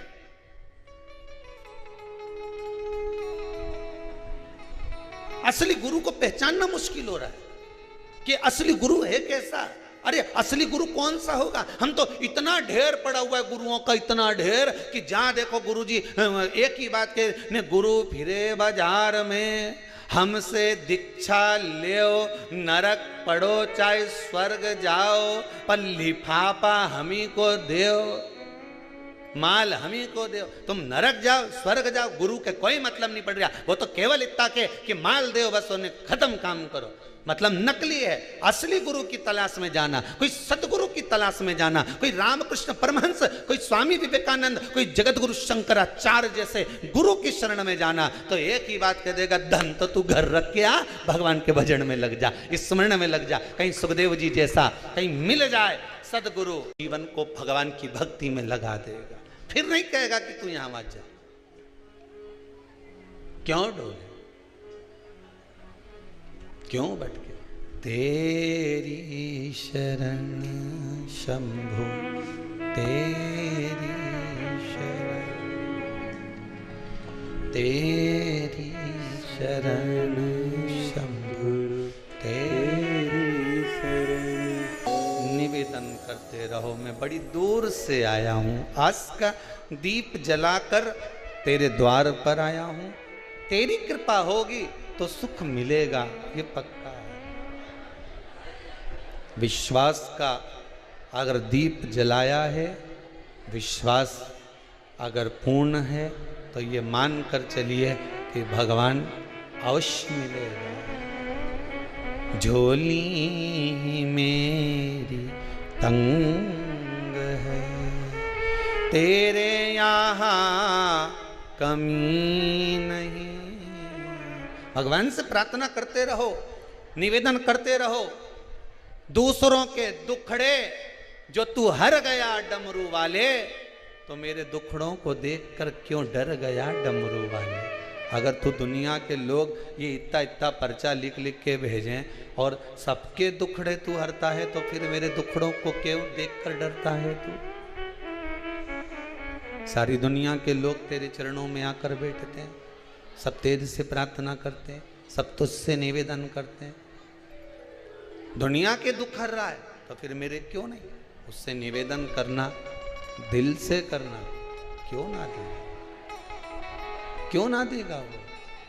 वो कृपा जरूर करेगा। महाराज शिव पुराण कह रही है, हिरण्यकशिपु ने तप कर कर वर मांग लिया, ना नीचे मरू ना ऊपर मरू ना अंदर मरू ना बाहर मरू ना अस्त्र से मरू ना शस्त्र से मरू ना दिन में मरू ना रात में मरू ना ही नर से ना पशु से ना 12 महीने में मरू। मृत्यु निश्चितता का भाव रखती है, आना है वो आएगी, तुम तो अपना कर्म किए जाओ, कर्म किए जाओ, आना है जब आए। अपन मृत्यु का भान करें, रोज रोज यही बात सोचकर बैठ जाएं कि मेरे को मरना है, मालूम पड़े रोटी खाना ही छोड़ दिया, मरना है, मैं नहीं खाऊंगी, मरना है। कई लोगों के मन में बड़ा टेंशन है, बहुत चिंता, ये मत खाना, कुछ हो गया तो। कई लोग आते हैं, कहते हैं गुरुजी हमने जिंदगी में कभी कुछ नहीं खाया, उसके बाद भी ये कैंसर जैसी बीमारी हो गई। जरा जाकर हॉस्पिटल में देखो कैंसर का। ना वो गुटखा खाए, ना वो मदिरा का पान करे, ना कभी उसने पान खाया, ना कभी उसने तंबाकू खाया, इसके बाद भी बीमारी हो गई। पूछा गया कि फिर इसको बीमारी कैसे हो गई, फिर इसको रोग कैसे हो गया, रोग का कारण क्या है, क्यों हुआ, किस लिए हुआ, क्या कारण था जो इसको मनुष्य शरीर में रोग हुआ, क्या हो गया था? शिव महापुराण कहती है, गरुण पुराण कहती है, स्कंद पुराण कहती है, ये आज का रोग नहीं है, ये पुराना है। जब पूर्व में किसी के घात दी होगी, किसी के हृदय को चोट दी होगी, कोई ऐसा प्रहार कर दिया होगा, किसी के विश्वास को, भरोसे को, दृढ़ता को कहीं किसी न किसी रूप में किसी के धन को खाकर दिया नहीं होगा, तो वो इस शरीर में आकर चुकाना पड़ता है। कहीं पाँव, कहीं हाथ, कहीं ये काम नहीं करे, कहीं ये काम नहीं करे, कहीं ये नहीं करे, कहीं मुंडा नहीं करे, कहीं ये मुख नहीं करे। क्यों, किस लिए? तुमने ना कोई गलत काम करा, ना तुमने कभी कोई गलत कृत्य किया, ना तुमने कभी गलत खाया, ना कोई गलत पिया, इसके बाद ये बीमारी कैसे आ गई, इसको ऐसा रोग कैसे आ गया, ये तो कहीं जाए नहीं, आए नहीं, किसी से मिले नहीं, जुले नहीं, फिर रोग कैसे आ गया? उसका कारण है हमारा आज का नहीं। मत बुरे कर्म कर बंदे वरना पछताएगा, भगवान की आंखों से तू बच नहीं, तू बच नहीं। फिर वही वाली बात आ गई, तेरा क्या होगा रे कालिया।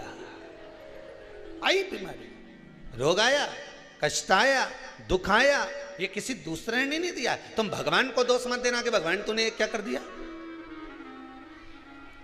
युद्ध के मैदान में जिस समय पर राम भगवान का युद्ध रावण से चल रहा था, आप सबने रामायण देखी है? अरे बोलो तो जम के, देखी है नहीं? जिस समय युद्ध के मैदान में रावण से युद्ध चल रहा था, जितने युद्ध के मैदान में जितने भी लड़ने के लिए राक्षस आ रहे थे, वो राम जी को देखकर भगवान विष्णु का दर्शन कर रहे थे। केवल एक रावण अकेला था जो भगवान राम को केवल राम मान रहा था, उसने भगवान विष्णु का दर्शन नहीं कर पाया।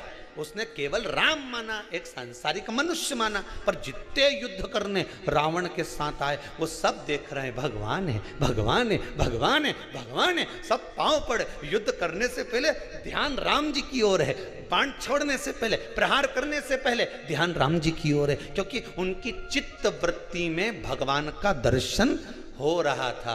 रावण के भीतर इतना अहंकार भरा हुआ था इतना काम भरा हुआ था, इतनी आसक्ति भरी हुई थी, इतनी तृष्णा भरी हुई थी कि भगवान सामने खड़े थे तो भी नहीं पहचान पा रहा था कि ये भगवान है, तो भी उनको लग रहा था इंसान,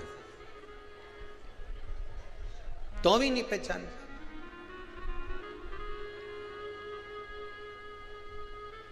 भगवान को पहचानना कितना कितना कठिन। ये भगवान है, ये भगवान है।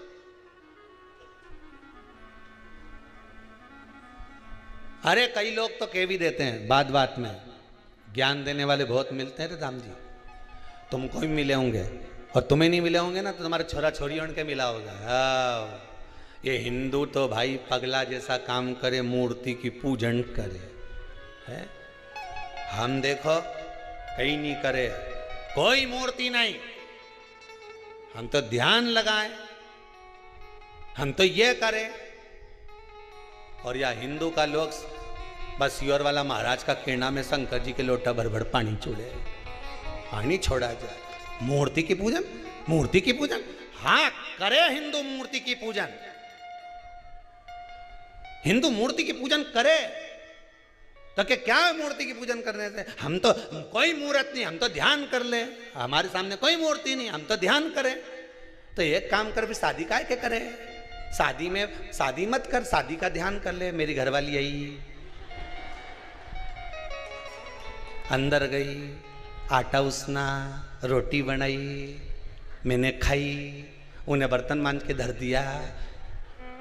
शादी मत करना, ध्यान कर ले। हिंदू मूर्ति की पूजन करे तो विरोध करें, हिंदू मूर्ति की पूजन करे। हिंदू मूर्ति की पूजन इसलिए करे कि शादी करो तो स्त्री का होना जरूरी है, केवल ध्यान से स्त्री काम नहीं करे। दादा आई थी, पहुंच गई थी, रोटी बनाई ली थी, खाना बना के मेरे को खिला गई, फिर शादी काहे को करे? शादी करने के लिए स्त्री चाहिए। उसी तरह हिंदू को भगवान की भक्ति करने के लिए मूर्ति चाहिए, मूर्त सामने होना चाहिए। तुम्हारा कहना से चल जाए, हम मूर्ति की पूजन नहीं करते, हिंदू करता है मूर्ति की पूजन।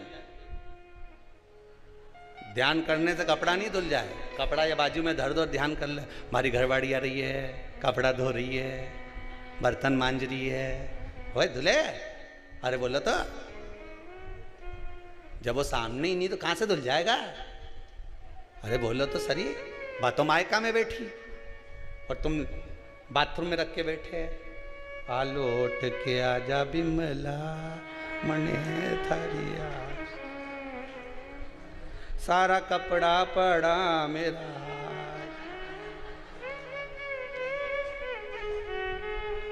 कदे धोके तू वापिस जाएगी।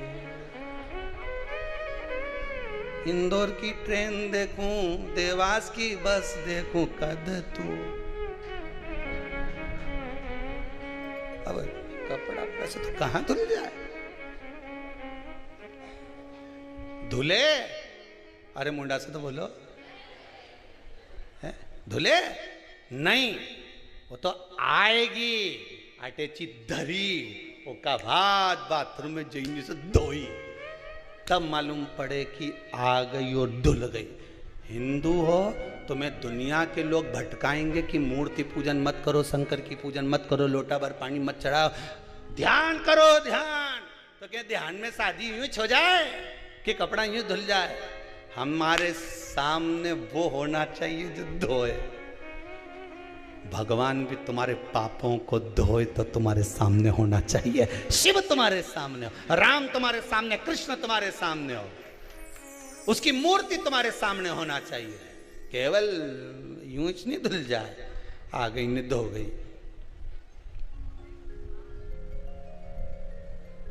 धुले सो हम बिना मूर्ति के पूजन के नहीं रह सकते, हम शंकर की पूजा बिना नहीं रह सकते। एक लोटा पानी चढ़ाएं, क्या हो पानी चढ़ाने से? क्या मिलता है शंकर जी को लोटा भर के पानी चढ़ाने से? तो कह देना जो ज्यादा ज्ञान दे, तू भी चढ़ा के देख ले, तू ही चढ़ा के देख, मालूम पड़े क्या होए क्या होए क्या हो। अरे ये पेंसिल से लाइन खींचने से और डब्बा भरने से कुछ नहीं हो, खजूर वाली चोटी बनाने से भी कुछ नहीं और पटली बनाने से भी कुछ नहीं हो।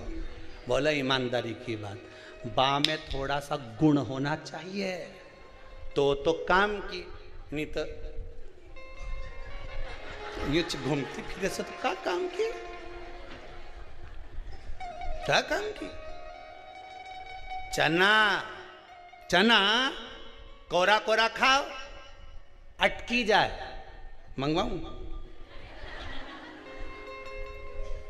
अभी कल कोई भगत आया था, चना सेक के लाया है, इतना जोरदार कड़ला कड़ला है कि वो एक को काटने के चक्कर में थोड़ा दम लगाना पड़ता है। तो हमने वो भंडारी को बोला है भोजन वालों को कि इसको दूसरी बार कढ़ैया में फिर सेक ली, जब भाव सा चना लाया तो खा ला। चना कोरा कोरा खाओ, अटकी जाए। अब वो आशीष बोला कि गुरुजी ये तो बहुत कड़ला है, अटक रहा है। हमने कहा कोई बात नहीं, एक काम करो, डब्बा में से गुड़ निकाल के लाओ। अब गुड़ के साथ चना खाया तो अटके ही नहीं, तुरंत नीचे। उसी तरह केवल लाली लिपस्टिक लगाने से या ये पटली पटली लगाने से काम नहीं चले। चना खाली अच्छा नहीं लगे, अटक जाए, गुड़ होना चाहिए। समझ गए? जब गुड़ होगा फिर तो ये सो मजा आए कि पिंडी नहीं लगाए तो जोरदार सिर पर पल्लू लगे सो चला जा। गुड़ होगा तो श्रेष्ठता बनेगी, अकेला चना तो अटके। फैशन किसी काम का नहीं अगर गुण नहीं है तो। सेवा करे माता पिता की, सम्मान करे, वाणी से मोती झड़े तो मतलब का, नहीं तो मालूम पड़े दिखने की तो जोरदार नहीं, जो झड़वा पड़ी तुम मुझे समझो। कई मोबाइल पे झगड़ ले, कहाँ हो, पापड़ा का पसीना छूट जाए गाड़ी पे, आधा घंटा लेट हो गया, किनंग रह गया, कहाँ रह गए, आधा घंटा लेट। अब बेचारा भेरू के बस ट्रैफिक में फंसा।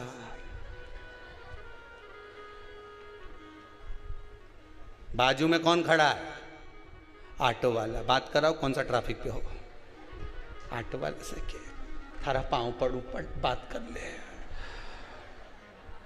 तो ऑटो वाले से झड़के बोले, पहचाने मारे? ऑटो वाला बोले, वो जी रेंदे दादा, कहीं करूं थारे पहचान के, क्या करें। गुण होना चाहिए। क्या होना चाहिए?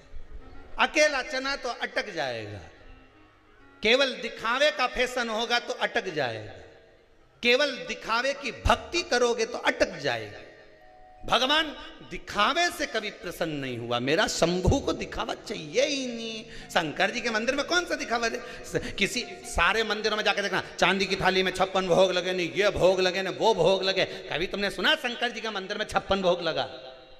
शंकर जी बोले हमारे 56 भोग की जरूरत ही नहीं, एक ही ला दे, वो कांटा वाला धतूरा, बस फिर देख मारा कमाल। एक धतूरा ला के मेरे को धर दे, एक के बाद। और मुझे जो भोग लगे वो दुनिया नहीं खा सकती, और दुनिया जो खाए वो मैं नहीं खा सकता। शंकर जी बोले ये 56 भोग तुम खाओ, मुझे नहीं चाहिए। मेरा जो भोग है वो ला के दो, मुझे धतूरा ला दो, घोटा ला दो, बेलपत्री ला दो, समी पत्ता ला दो। जो मुझे चढ़े वो लाओ ना, जो मैं खाऊं वो लाओ, जाओ। नहीं चाहिए मुझे फालतू का सामान। कहां से लाऊं चंदा, कहां से लाऊं सूरज, कहां से लाऊं तारे, आकाश जड़े रे। ओ भोले तेरी सेवा हमसे ना बनी रे, ओ भोले तेरी सेवा हमसे ना बनी रे। कहाँ से लाऊं लड्डू, कहाँ से लाऊं पेड़ा, कहाँ से लाऊं बर्फी, वो शक्कर चढ़ी रे। ओ भोले तेरी सेवा हमसे ना बनी रे, ओ भोले तेरी सेवा हमसे ना बनी रे। कहाँ से लाऊं गंगा, कहाँ से लाऊं यमुना, कहाँ से लाऊं सरयू, अयोध्या पड़ी रे, ओ भोले तेरी सेवा हमसे ना बनी रे। कहाँ से लाएं हम तुझे कैसे रिझाएं, हम तुझे क्या लाएं?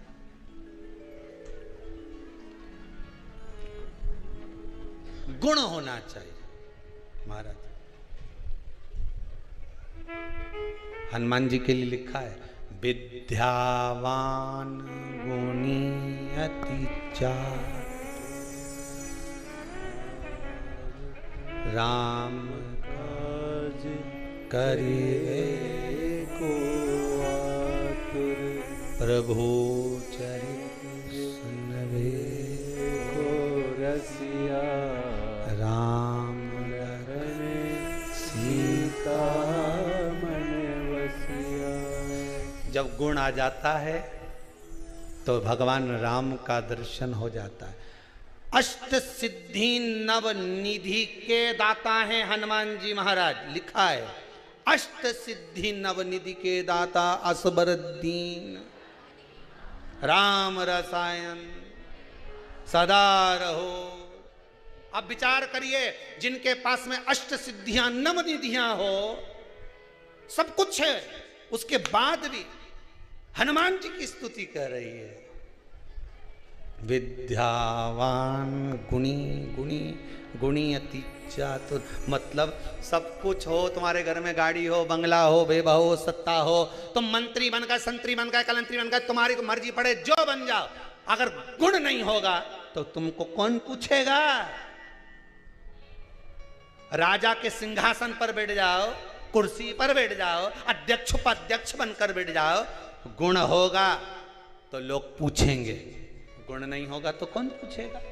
विद्यावान गुणी अति चतुर, राम काज करिवे को आतुर, प्रभु चरित सुनिवे को रसिया, राम लखन सीता मन वसिया, सूक्ष्म रूप धरि सियहि दिखाओ, विकट रूप धरि लंक जराओ।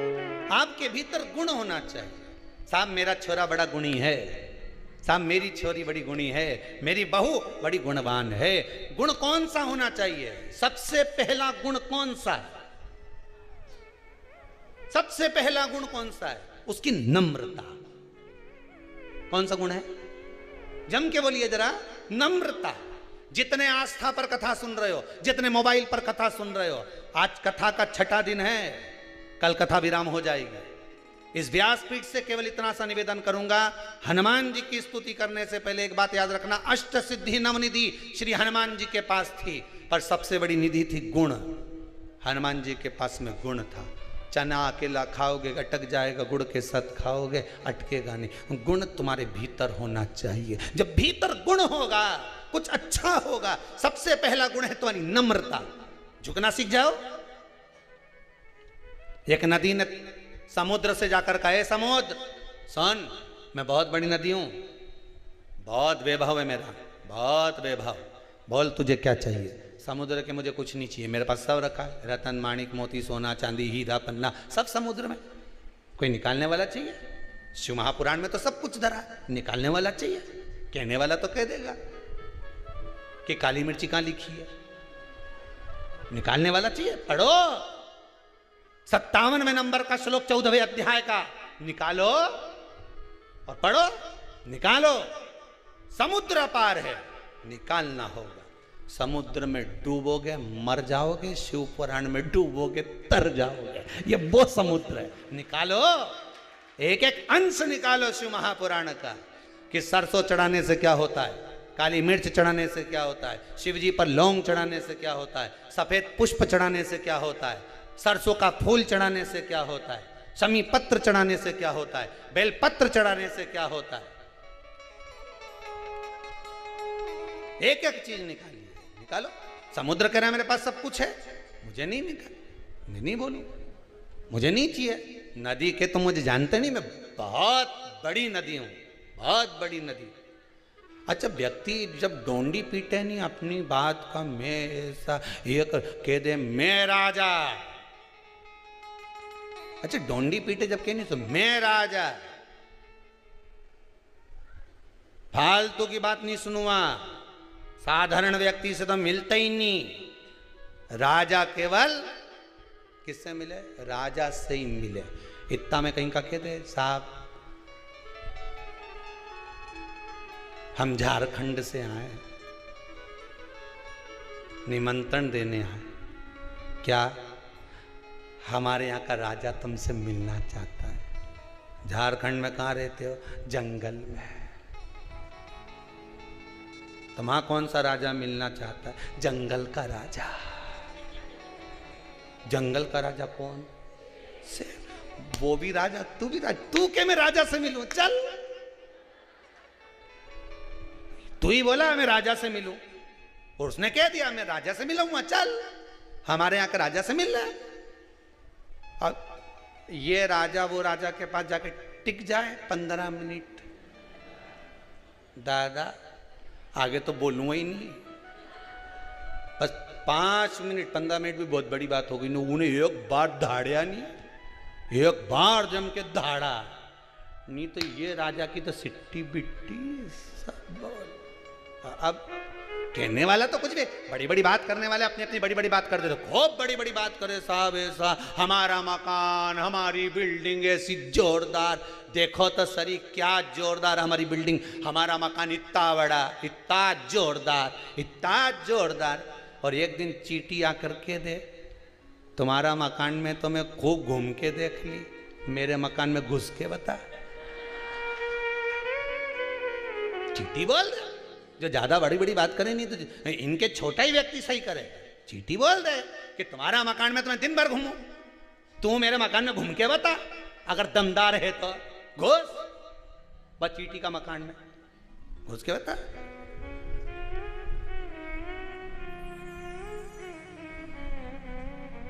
कौन जाएगा?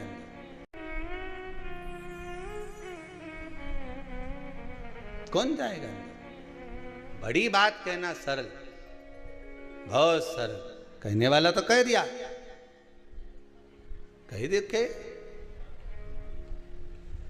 नदी ने कहा समुद्र से, मैं विशाल नदी, मांग तुझे क्या चाहिए। समुद्र ने मना कर दिया, मुझे कुछ नहीं, नहीं तुझे मांगना तो पड़ेगा। समुद्र ने कहा हरी हरी दूबा ला कर दे दे, घास ला कर दे दे।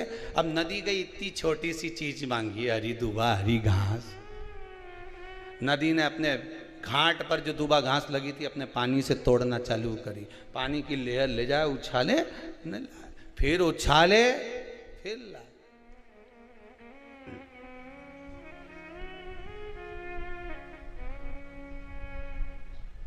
फिर उछाले, फिर ला।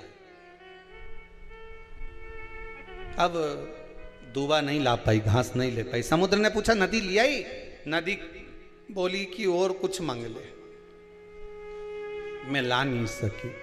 समुद्र ने कहा नदी तुझ में क्या दुनिया के किसी व्यक्ति की सामर्थ्यता नहीं है कि झुकने वाले को उखाड़ दे।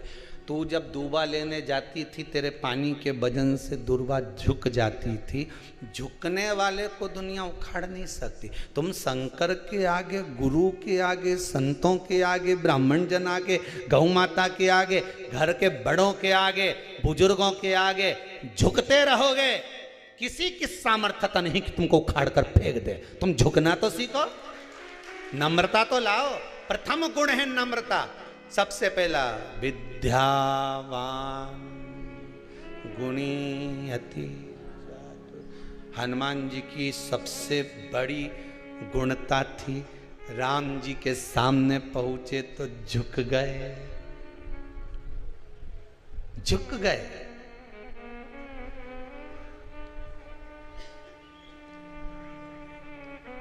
मेरे हनुमान ब्राह्मण का रूप रख कर गए थे। सबसे पहले जब सुग्रीव के दरवाजे पर राम जी पहुंच रहे थे, ब्राह्मण का रूप रख कर गए और राम जी के सामने झुक गए। राम क्षत्रिय है, हनुमान ब्राह्मण बनकर गए। दुनिया के लोगों ने कहा बताओ ब्राह्मण होकर छत्री के आगे झुक रहा। नहीं नहीं नहीं नहीं, झुकना गुणवान की निशानी है। जो गुणी होगा विद्यावान गुणी। अब यहीं देख लो, रावण में कहीं का गुण था? विद्वान था रावण। आज भी लोग कहते हैं बहुत विद्वान था रावण। रावण संहिता में लिखा है रावण बहुत विद्वान था, पर गुणी था? अगर गुणी होता, झुकना सीख जाता, तो राम जी के चरणों में जाते इसी दंडवत कर लेता, प्रणाम कर लेता, साष्टांग कर लेता और झुक कर कहता प्रभु गलती हो गई, क्षमा चाहता हूं, बहुत बड़ी गलती हो गई प्रभु, नाथ मुझे क्षमा कर दो। अगर गुणवान होता तो पूरी लंका को बचा लेता, गुणवान होता पूरे वंश को बचा लेता, गुणवान होता सोने की नगरी को बचा लेता, गुणवान होता तो अपने भाई को लात मार कर नहीं निकालता, गुणवान होता तो अपने बच्चों को बचा लेता, गुणवान होता तो परिवार को नष्ट होते हुए नहीं देख पाता। पर गुण नहीं था नहीं।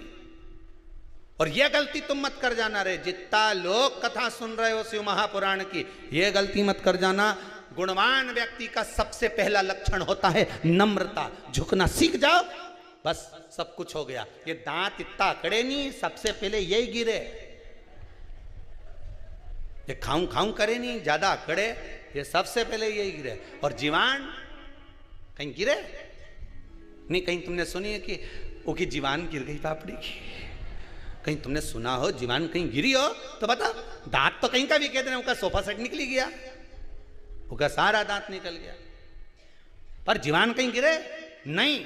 उसमें नम्रता है, झुकती है, वो नम्र रहती है और झुकना सीख गई वो जीवान। इसलिए बचपन से लेकर मरा तब तक जीवान नहीं गिरी। पर जितना अकड़ता था नहीं ये घोड़िया, खूब अकड़े, खूब पांव अकड़े, खूब दे लात खींच खींच के, एक धुआं नहीं धर के बुढ़ापा में अकड़ता था।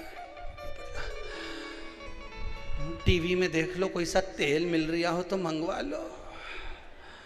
अब टीवी में दिन भर वह तेल ही बिके, उनके मालूम है खूब अकड़ा है, अब हमारे तेल काम आएगा। टीवी जब जब खोले तो कहीं का ना कहीं का तेल बेचने वाला मिल ही जाए, ऑनलाइन बुलवा लो तेल, गोड़िया मलेगा। ये कमर पीठ खूब अकड़ती थी, तुम क्या जानो, ऐसा 4-4 बोरा तो हम पीठ पे तोक के ले जाए, खूब अकड़ा। अब बापड़ा यूंच पड़ा, अब नहीं बने मार से दादा। अब तो लोग कह रहा है कि गांव में कोई मर गया, वो के कंधा दे दादा, मुझे कंधे की जरूरत है, तू दूसरे को दिलवा रिया है। शमशान तक तोक के ले गया तो लोग मुझे वहीं जलाएंगे, नहीं जो अकड़े।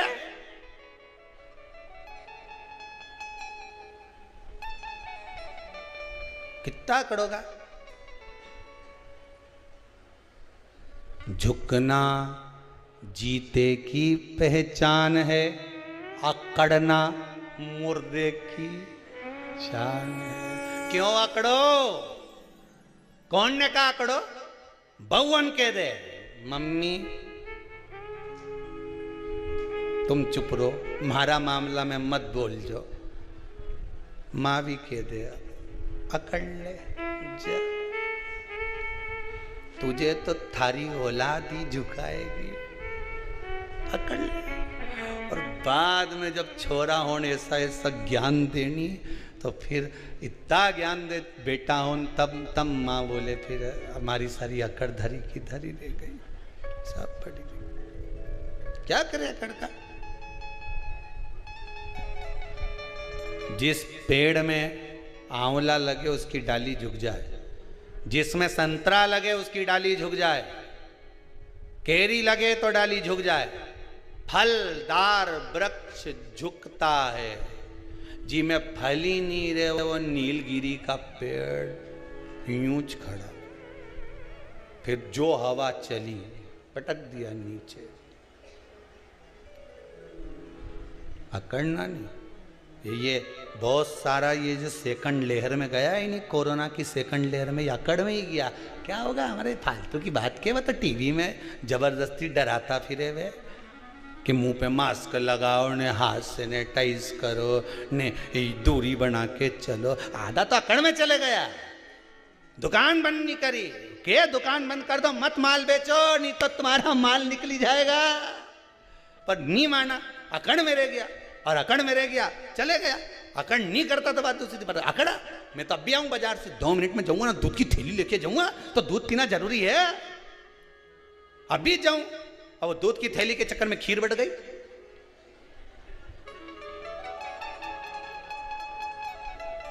और क्यों किसी और वाला महाराज तो आड़ी तड़ी कथा बाचे,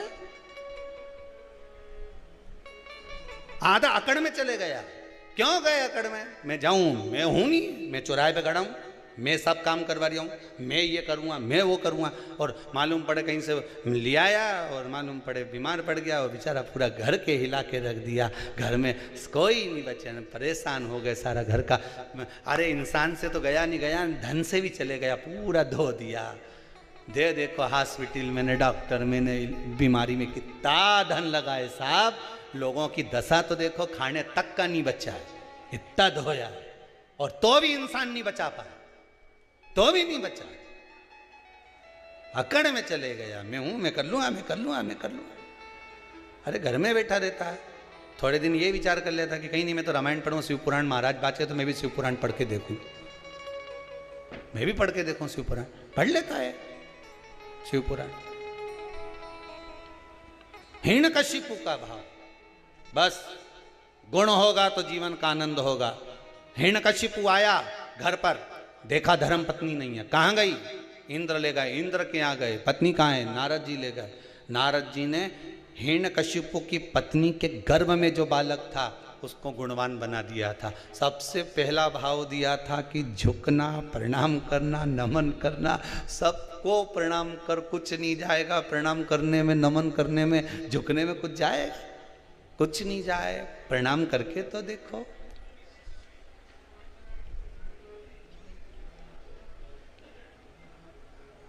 प्रणाम करो, क्या जाएगा झुकने में? कुछ नहीं, सब मिल जाएगा। और झुकते, तेरा ही दिया मैंने खाया या है, तेरा शुक्रिया है, तेरा शुक्रिया है। झुक लो उसके आगे। जब जब मेरे देवाधिदेव महादेव के यहाँ जाना, जब जब देवाधिदेव महादेव के यहाँ जाना, केवल दूर से प्रणाम नहीं, एक बार अपना मस्तक उसकी चौखट पर रख कर आना। इसकी रेखा हो सकता है टेढ़ी हो तो उसकी रज लगकर सीधी हो जाए, उसकी रज लगकर,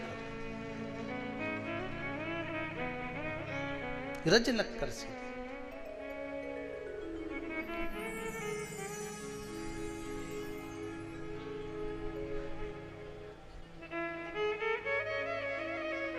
कृपा कर दे आज। कृपा की न होती जो आदत तुम्हारी, तो सोनी रहती अदालत तुम्हारी। भगवान कृपा न करता तो आप यहाँ आते? करुणा करे बिगर नहीं आ सकता कोई। एक बात याद रखिएगा, आस्था चैनल पर जितने कथा सुन रहे हो, जितने मोबाइल पर सुन रहे हो, जितने कुबेरेश्वर धाम में सुन रहे हो, जहां बैठकर कथा सुन रहे हो, बाबा कृपा करा है कुबेर भंडारी, इसलिए आपका मन शिव महापुराण में लगा है, नहीं तो यह मन डोल जाता, तुरंत डोल कर रहा। बाबा कृपा करा इसलिए मन लगा।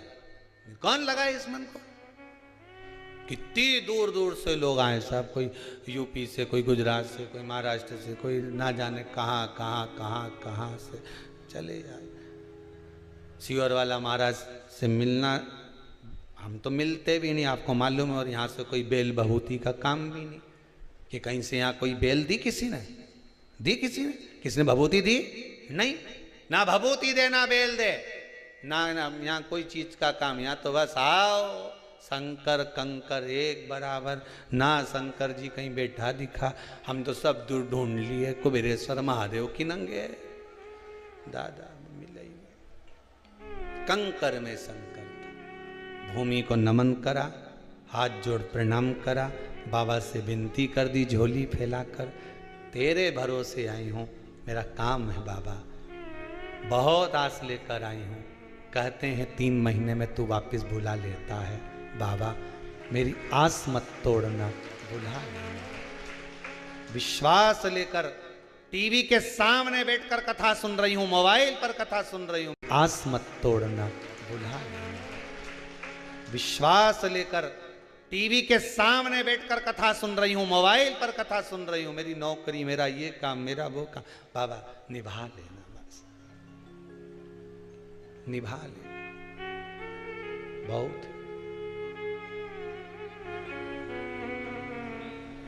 और तू कृपा करेगा तब जाकर होगा महाराज, तू दया करेगा तब होगा महाराज, तेरी दया बिना नहीं हो सकता।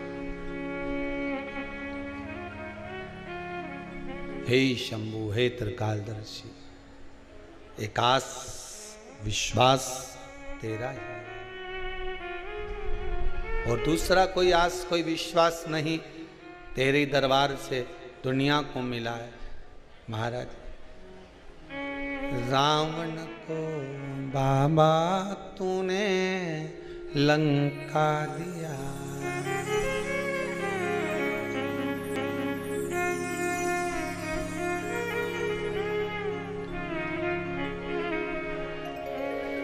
भस्मासुर को तूने, रावण को बाबा तूने लंका दिया, जय।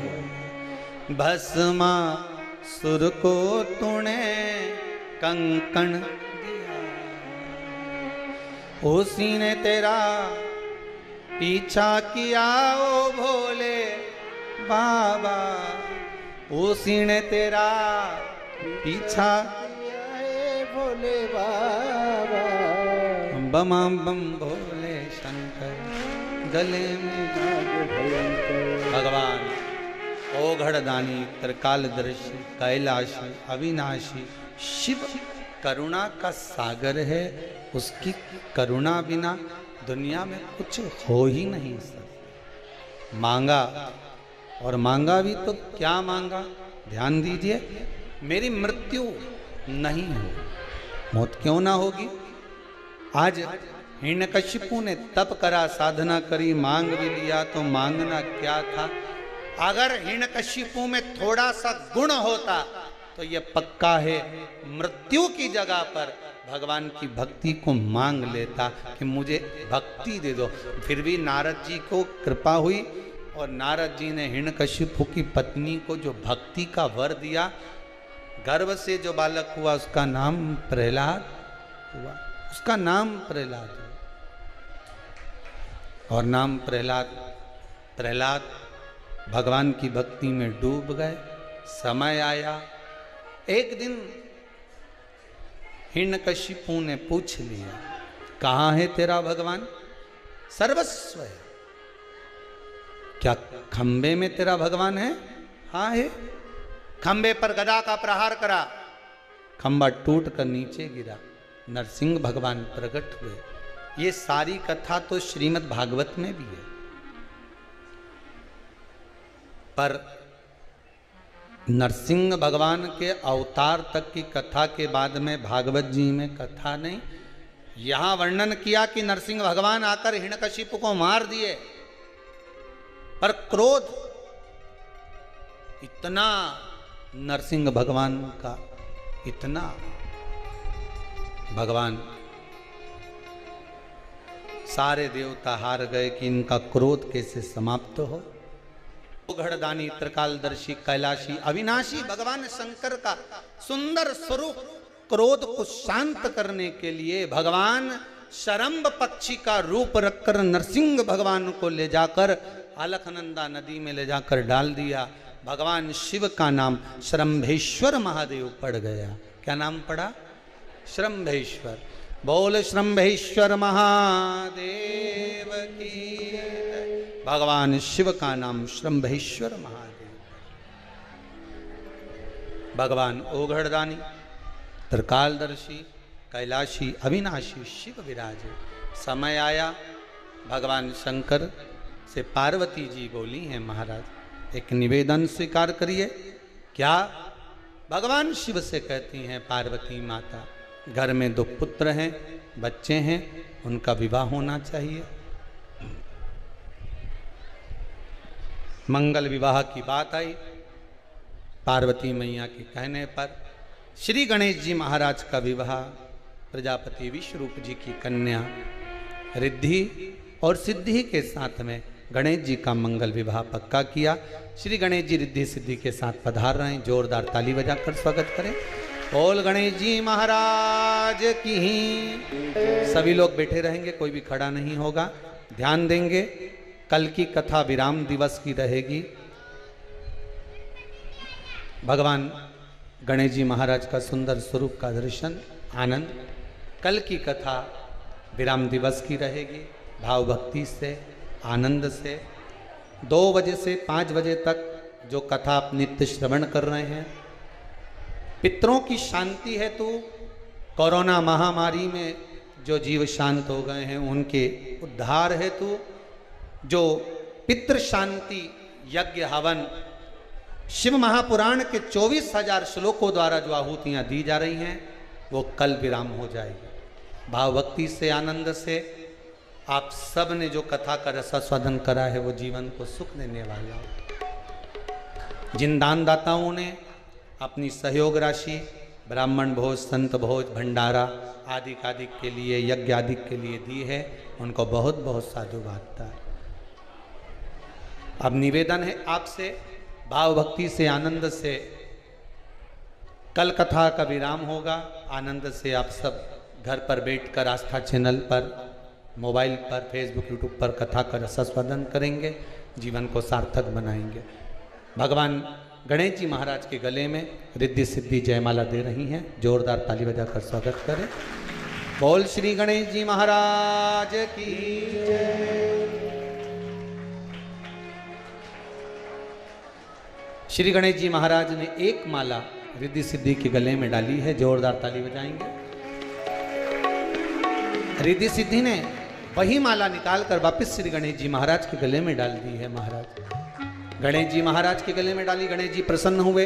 रिद्धि को सीधे हाथ में, सिद्धि को उल्टे हाथ में गणेश जी महाराज ने लिया। दोनों के कंधे पर हस्त कमल श्री गणेश जी महाराज ने रखा है। बोल गणेश जी महाराज की। जैसे शंकर भगवान के घर में रिद्धि सिद्धि बहु बनकर आई हैं, भगवान से निवेदन है प्रत्येक शिव महापुराण की कथा श्रवण करने वाले के घर में रिद्धि सिद्धि भंडार लेकर पहुंचे भोलेनाथ, सबका भंडार भरा रहे। जिस कामना से लोग शिव महापुराण की कथा को धारण कर रहे हैं, भगवान उनकी मनोकामना पूर्ण करे। भाव भक्ति से आज की कथा को यहाँ विराम की ओर ले रहे हैं। कल पुनः वही 2 बजे फिर भाव से, भक्ति से, आनंद से कथा का रसास्वादन करेंगे। एक निवेदन आप सबसे पहले भी कहा, आज फिर कहते हैं, सहयोग राशि अगर आप दे रहे हैं तो निवेदन है जो टीवी पर अकाउंट नंबर आ रहा है उसमें जमा करें। जो व्हाट्सएप नंबर आता है टीवी पर, समिति के व्हाट्सएप नंबर पर ही आप अपनी राशि भेजने के बाद उसका स्क्रीनशॉट या स्लिप का फोटो, नाम, गोत्र जो भी लिखकर भेज रहे हैं वो समिति के व्हाट्सएप पर भेजें। पर्सनल नंबर किसी के भी पर्सनल नंबर पर नहीं भेजें।